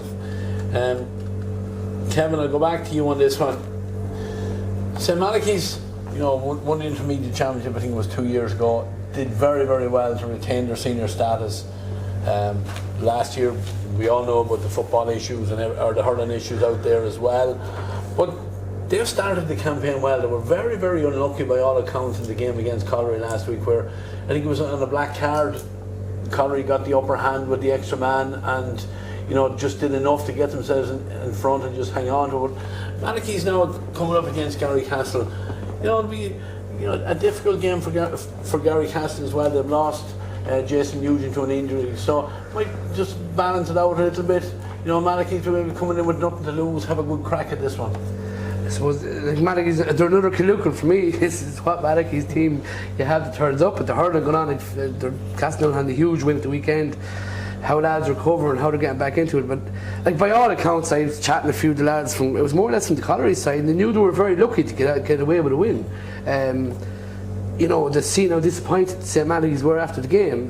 St Malachy's a great win the first day against Tang, the chance to back it up, and probably just fell short at the end. Maybe Colliery's little bit of probably cleverness, even to be up in the top tier even last year, probably stood to them. Where even the black card that Malachy's got, they still had a chance. They still, So I'd say it was tough on them. That was tough on them. Garrycastle looked to seem to be going flying. In fairness, having no one in with counties that can stand to them, it seems to be they're a lot fresher. Gary Dolan's getting a good vibe out of the few lads there that are involved from Garrycastle over the years, good staunch men, and they seem to be getting something out of them. As you said, Jason Hughes is going to be a big loss, but it's hard to see. I can't see Garrycastle slipping up this weekend. I just think it's probably a little bit just one above St Malachy's now, and I know Scott's will be saying that, but I have to call it straight. And I just think that Garrycastle they're probably favourites in this group the way they're going. They mean business to get back up to the top tier senior, and it looked like with their two. I actually thought I predicted last week personally myself. I thought Killucan would be a little bit too much for them, but put Killucan to the sword, and convincingly, very convincingly. So I'd have to say Garrycastle. But Eoin, you're right, St Malachy's off at your peril, because they have been written off so many times. Won an intermediate championship coming out of Section B of the competition, and they've a lot of talented young footballers out there. Yeah, and I suppose they, as I said, they kind of won that intermediate maybe potentially against the head, having coming out of the bottom group, and I suppose essentially they skipped intermediate A to come up to senior B, Section B last year, and were comfortable in staying up ahead of Shandona and Moat were left to fight it out in the relegation playoff, and I think with a game to spare maybe we're comfortable in staying up. And the more than you're saying about Father Dalton's in the hurling, like with Castletown going so well, that'll give Malachy's in their drive. Very unlucky with the black card by all accounts, and that, going back to the new rules, I suppose, really had a huge impact on the game and allowed Colliery to kind of assert their impetus in that game. When they went back to 15, they got it back again level, so I suppose, as you said, a lot of good footballers, the likes of Morgan Gavin put up a huge score, really reliable, excellent free taker, even the two points as well. I was going to say that, Eoin, he's probably one of the best kickers of a ball off the ground in Westmeath. Yeah. At any level of football. I think we've seen that, was it 2 years ago? He scored a winner. A horrible day. but he's carried his form in. He's a quality athlete. He's a young player. You know, he's an outstanding hurler obviously as well. But you know, never lets Malachy down there when he's called upon. And you know, they have talent there as well. And Damien, Gary Castle, have you been impressed with them so far? They've done all that has been asked of them. They've played 2, they've won 2. You know, another win here in this one, and to be, you know, looking upwards and nailing down one of the only 2 spots, of course, it's up for grabs in that table. Yeah, full credit to them. Coming back up from the intermediate grade last year, doing very well, holding their own. And this is an interesting match. The 2 most recent intermediate winners, as Eoin has pointed out, certainly not much between them. You know, it would not be a shock either way. Yeah, probably Gary Castle slightly favourites, just based on the 2 rounds and the results so far, and the fact that, you know, they have that little bit of momentum. But St Malachy's will probably be hurting a little bit from the last day as well. That was a big chance with Colliery down a few players, and I actually thought, having watched round 1 and Colliery struggle against Killucan, I tipped St Malachy's to win the last day on the basis that the likes of Sen and Baker you know, was missing. Now Colliery are getting stronger, of course, different scenario, but St Malachy's, having failed to win that game, that puts them on the back foot a little. Okay, they may have been unlucky, circumstances and all the rest, but a little bit more pressure on here, because there are only 2 teams to come out of it. Very tight match, could go either way. Maybe St Malachy's by a point. Ooh, Tom Browne will love you. He'll bring you back here again. Now, before anyone rings in and starts slating me for not getting Eoin Jordan to put his neck on the line, I don't think it would be fair to do that on. So we'll move on. We'll get you to talk about Section A of the Senior Football Championship and results of the games from the last day. The Downs 4-12, Thurles Pass 7 points. Athlone won 17, Mullingar Shamrocks won 12. And St Lomas won 17, Corson Kinnegad 11 points. Fixtures coming up this weekend. Athlone versus Thurles Pass in Castlegagan, Saturday evening 7 o'clock. Corson Kinnegad versus Mullingar Shamrocks in TG Cusick Park, 4:15 on the Sunday, and that's followed by St Lomas and the Downs, repeating last year's county final at 6 o'clock, also in TG Cusick Park. Both those games in Cusick Park covered live on Iarmhi TV. Damien, looking at Athlone and Thurles Pass are a team, and I think we've given them, you know, huge credit for the last number of years, that they always managed to get into the knockout stages of a championship or whatever.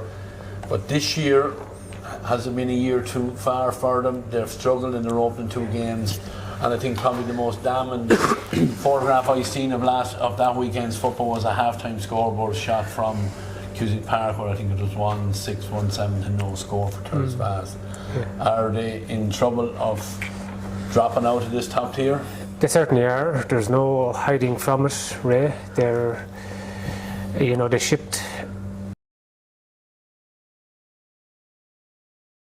you know, it's a huge challenge for the likes of Jerry Egan, first year in charge, terrific player with the club, great servant to Westmeath, but a huge challenge, I think, collectively for Thurles Pass.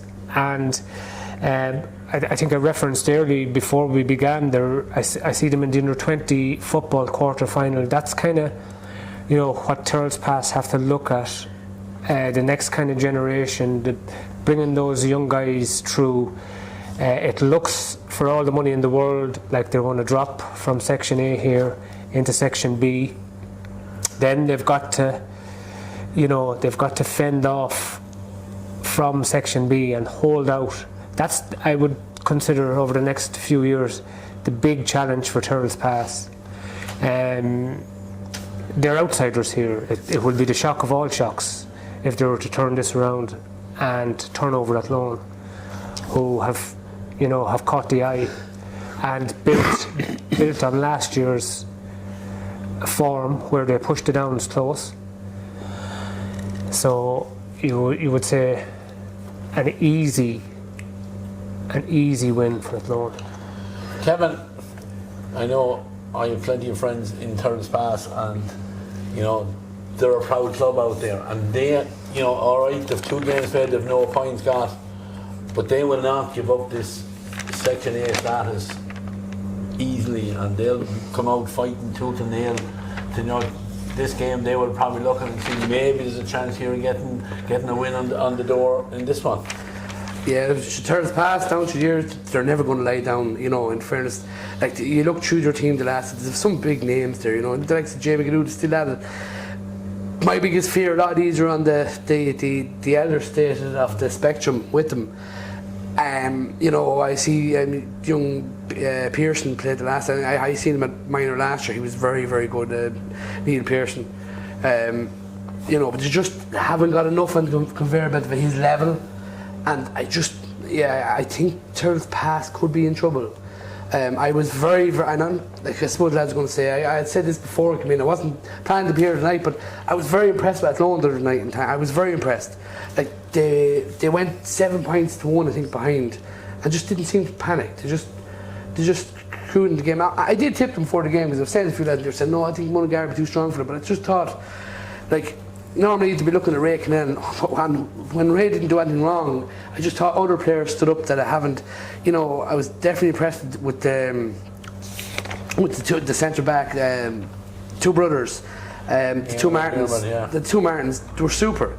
Shane Allen, how strong he is in the ball and clever. Still he wasn't. How would you say it? I wouldn't say he grabbed the game, but they just had other players. Ben Killian come on at half time, and I was very impressed with him.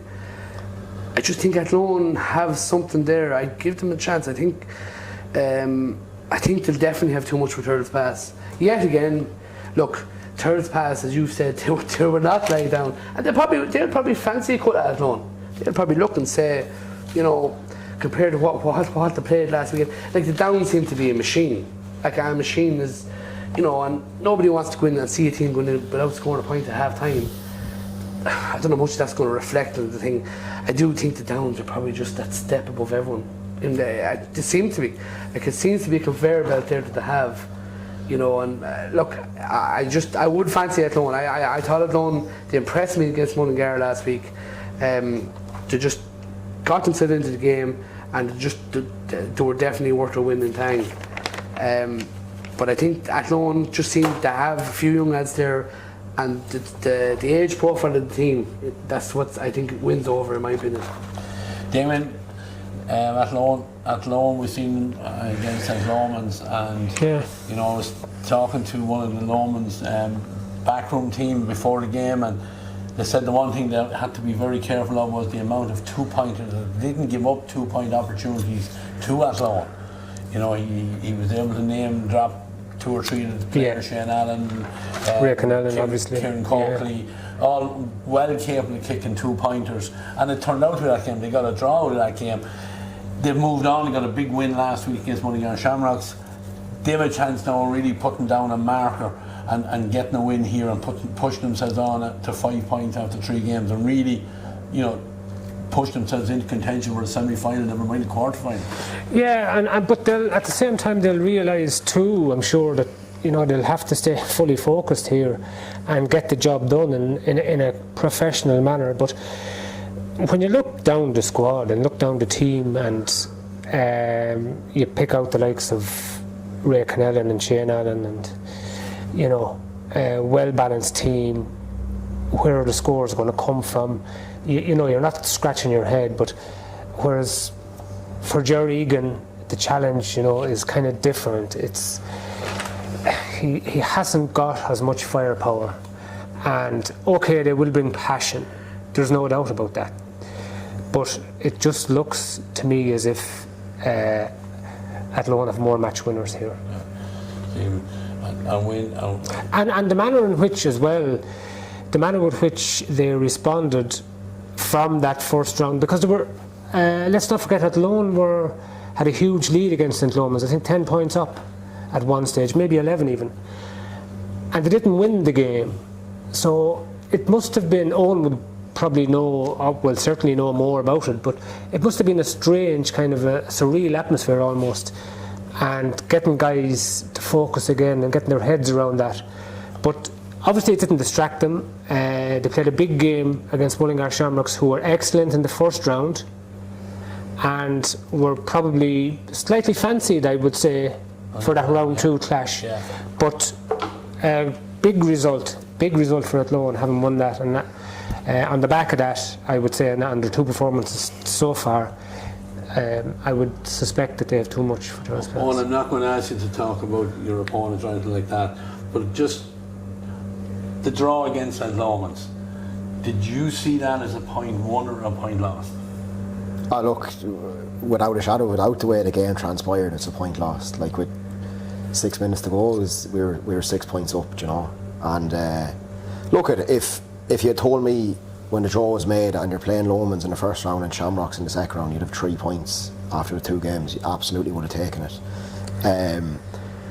You know, going into the Lomans game, probably felt quietly confident, you know, and I suppose we didn't really know last year where we stood, and like Lomans have been in 10 county finals, you know, we haven't seen the colour of that in Athlone in 20 years, like, and with 5 minutes to go last year was a draw game, and probably at that stage it was too late. The lads were kind of thinking, geez, we could go win this, but it was nearly too late at that stage. So we probably felt that having matched up to them last year, you know, we felt we were in with a decent chance of winning it. And I suppose the way the game transpired, and we happened to kick a couple of 2-pointers in the first half, but as Nolan Mulligan pointed out rightly, it was 6 scores to 3 at half time, even though on the scoreboard it was maybe 11-3. Like Shane Dempsey, who is phenomenal and was excellent against Kinnegad at the weekend, might have left the shooting boots at home. I think in the Athlone game he'd missed chances that he'd never miss, and probably I think the game was more equal than what it looked, you know. But look, having said that, with, you know, time in the red, we were 6 points up. We were very disappointed to the way it panned out. But look, no more than what, I suppose after the game, it did feel like a defeat. It was kind of, look lads, feel sorry for yourselves now for 24 or 48 hours. We'll get back to training Tuesday. Total focus then on the Shamrocks game, and I suppose we went 7-1 down after 10 minutes. It didn't look too hot, but look, we managed to turn it around, and we were, I suppose, happy with the turnaround after that, you know.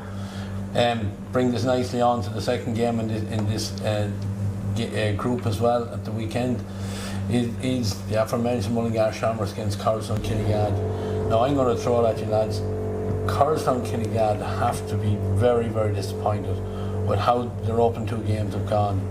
2 games played, no points, and really were poor, Kevin. I think it has to be said, they were very poor in both games, particularly the last game. But really, they never rose a gallop against St. Lomans. Yeah, I suppose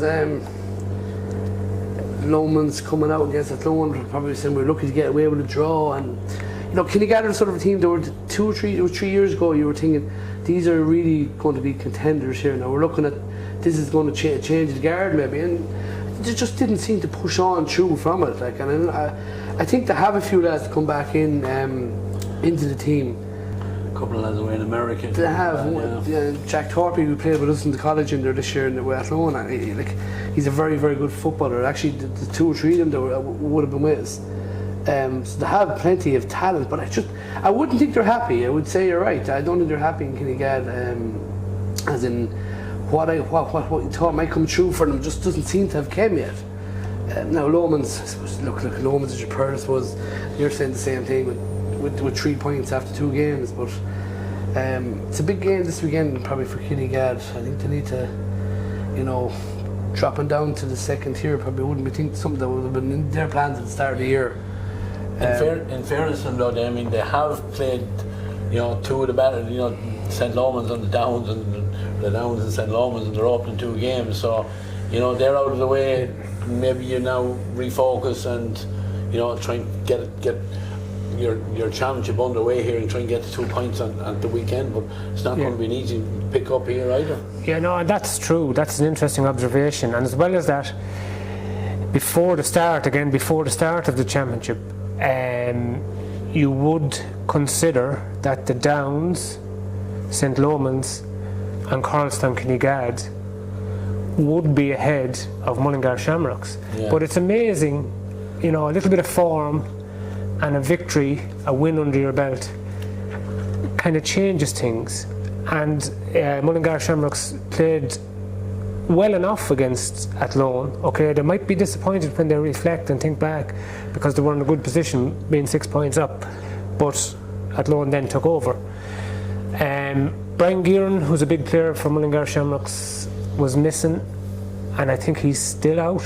A hand injury, I know that much, yeah. So that might be a big factor. No might about it, that is a big factor. Yeah. Because, you take away from a developing team and a team rebuilding, and that's what Mullingar Shamrocks are. They're a work in progress. So you take a guy like Gearan, his experience out of it, and his quality, that puts a little dent in things suddenly. Who do you fancy in this one? At the start of the year, you'd say Carlstown Kinnegad. Now, on the basis that they've lost the first 2 games, they lost the last day, 117 to 11 points. They cannot be happy with a return of 11 points. They have to address that. Josh Gahan, Jack Torpy, big losses.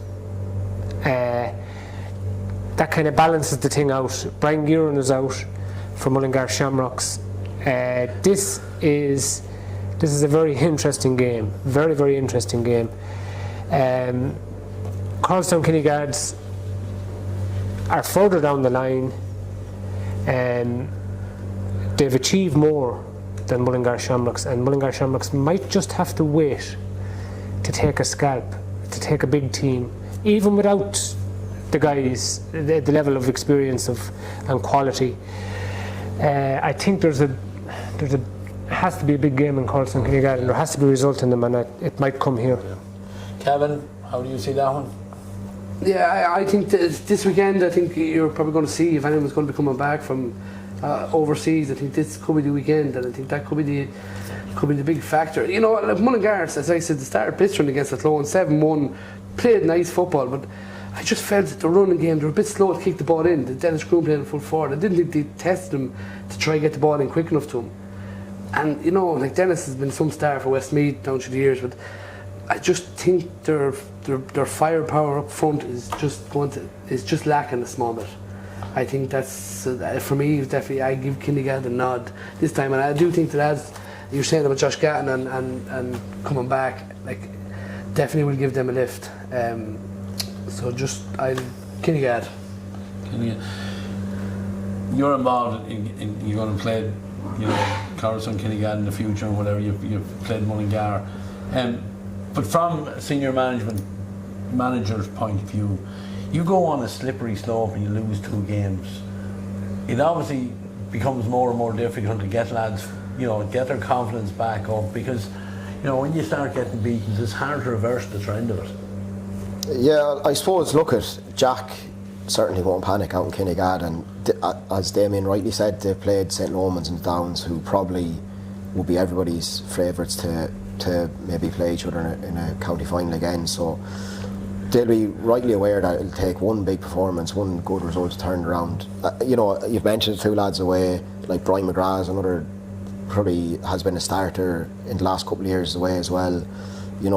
They'll come back. I'm not sure if they're back this weekend or not now, but like once they do come back in, they'll give Kinnegad a huge lift. And I suppose they structure this group, given that there's 4 teams out of 6 qualify, they're certainly in, like, I know we're playing Saturday evening out in Castletown, and the other 2 games are in Cusack on Sunday, so I'll certainly be looking forward to getting to see 2 really, really good games now on Sunday evening in Cusack Park. That last game in Cusack Park, I deliberately left it till last. It's repeat of last year's county finals, between replays, penalties, extra time, whatever else. The Downs, Damien, look very much on top of the ground. They're under new management this year. They have quality forward, I think quality players all over the field. They've had lads gone in with county team, and I'm thinking of Joey Moore, I'm thinking of Kevin Sullivan, who have improved, if that's the right word, from their experience of being in there. And a win for them, or a win or a loss in this one, they probably won't overly read too much into it, because they'll be looking probably at these two teams looking at each other again further down the line. Yeah, they will, and I think quite rightly so. They've been the two leading teams in the last couple of years, and it's kind of difficult to see either of them being stopped, if we're brutally honest, in the race for the title. You would have to consider that the Downs are probably ahead at the moment, but can you have a doubt about a team, with the quality that St. Lomans have in their attack? Can you have a doubt? No, you can't. On our run, the tool is missing, but John Heslin's ability to kick scores, Shane Dempsey, okay, he may have had an off day, but he's a proven player, and class is permanent. Probably the Downs go into this game as, ahead and slight favourites. Now, that can be, that carries its own kind of baggage. But they have been playing at the better football. Strong panel, and quite rightly, you make the observation about guys benefiting from the experience on the inter-county panel. That gives them an edge. Without question, that gives them an edge. Clonkill are not going that well in the hurling either, and maybe the likes of Niall Mitchell suddenly the focus starts to turn to the big ball, and he's a capable footballer too, and great man to have in and around midfield, or even to drop in to the square when the high diagonal ball is coming in. They have options. They have a very, very well balanced team, probably a better balanced team overall. So yeah, you would give the Downs the edge slightly. Kevin, we say all these things about St. Lawrence, that they've got weaker because they're on O'Toole, but we've spoken about two of their younger players, Killian Plunkett and Shawnee Bracken, that have added to that squad. They've loaded some like 6 players in the first round of the championship that would have added huge strength to that panel as such. We've seen Fiona O'Hara, who we've seen with Westmeath, has only seen him very little so far in the opening 2 games. That there's still a lot of talent in that St. Lawrence squad.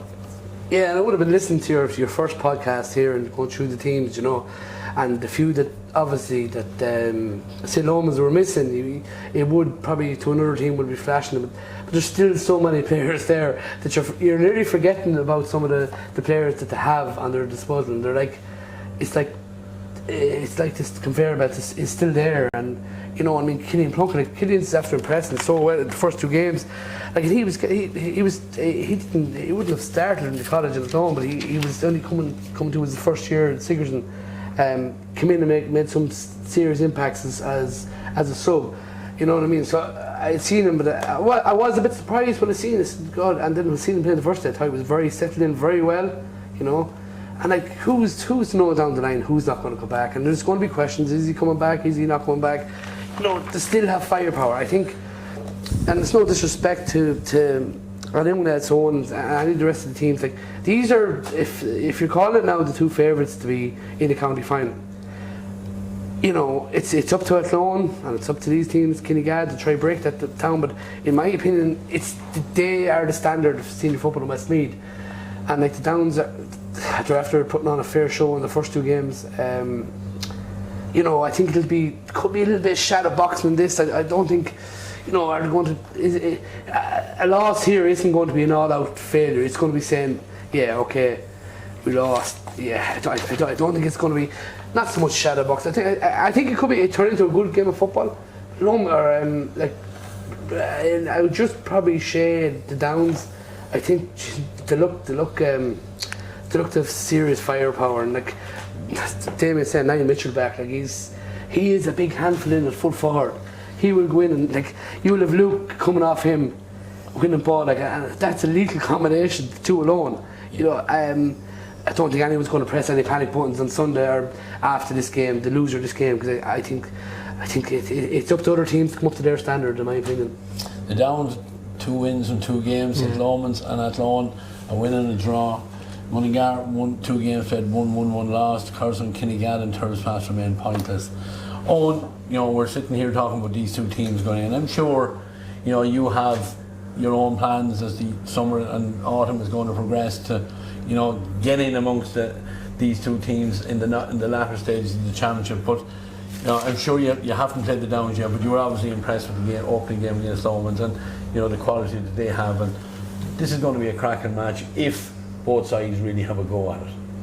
Yeah, and I think as Kevin and Damien have alluded to, some of the players on both sides, like, and maybe 1 or 2 that haven't mentioned, like I think Andrew Kilmartin is a serious operator. I think he was on the Westmeath squad earlier this year and maybe didn't get the game time he was looking for, and he's really, I think he scored 2 goals the last day, really impressive. I think Kieran Nolan is the whole driving force behind the Downs, like in around that half back line midfield, really keeps the thing moving in the right direction, and without doubt, like, some of the best club footballers in the county and some of the Westmeath's best inter-county players are on show at the weekend. And even in the Kinnegad game, like, John Heslin caught a ball there at one stage in the second half out of the clouds, was magnificent, and him and Shane Dempsey, who were maybe previous, I suppose, Westmeath starting forwards and gave huge service to Westmeath, were the 2 guys who really drove Lomans on there the last day, particularly in the second half with a couple of 2-pointers, and so it'll just be, I think it'll be really intriguing. It's very hard, I know Kevin said there about maybe shadow boxing and stuff, like, it's very difficult to win a championship game and not want to go full-blooded and win the game, and I think both of them will want to. Lomans will want to kind of, I suppose, keep that superiority that they might have had against the Downs last year. I know it was very tight, 2 drawn games, penalty shootout was anybody's, and the Downs then might want to turn over Lomans and maybe get that monkey off the back from last year, maybe a small bit of revenge, and look, they may well meet again down the line, but yeah, but not, I think look,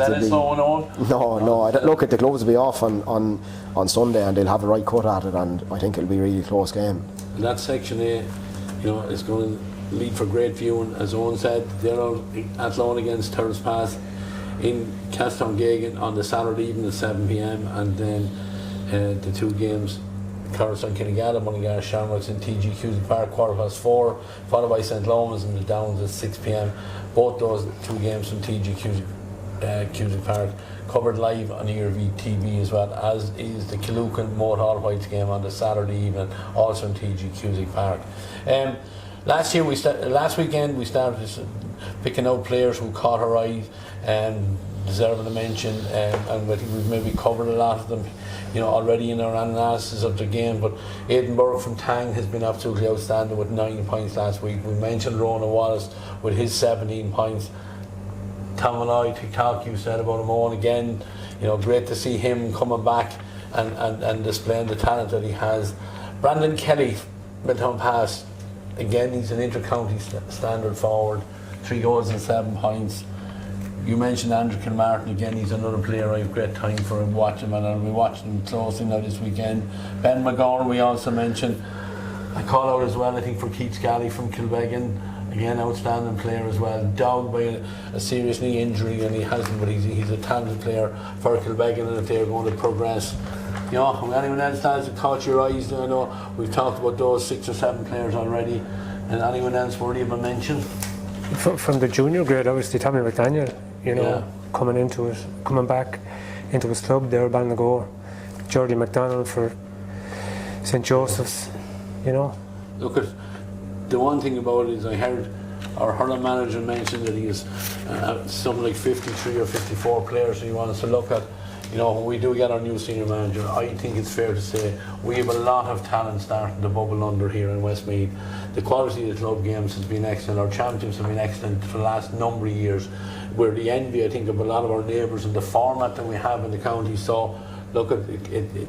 Eoin very eloquently stated how good it is to get top-class championship games into our younger players, and I think we will benefit from that as well.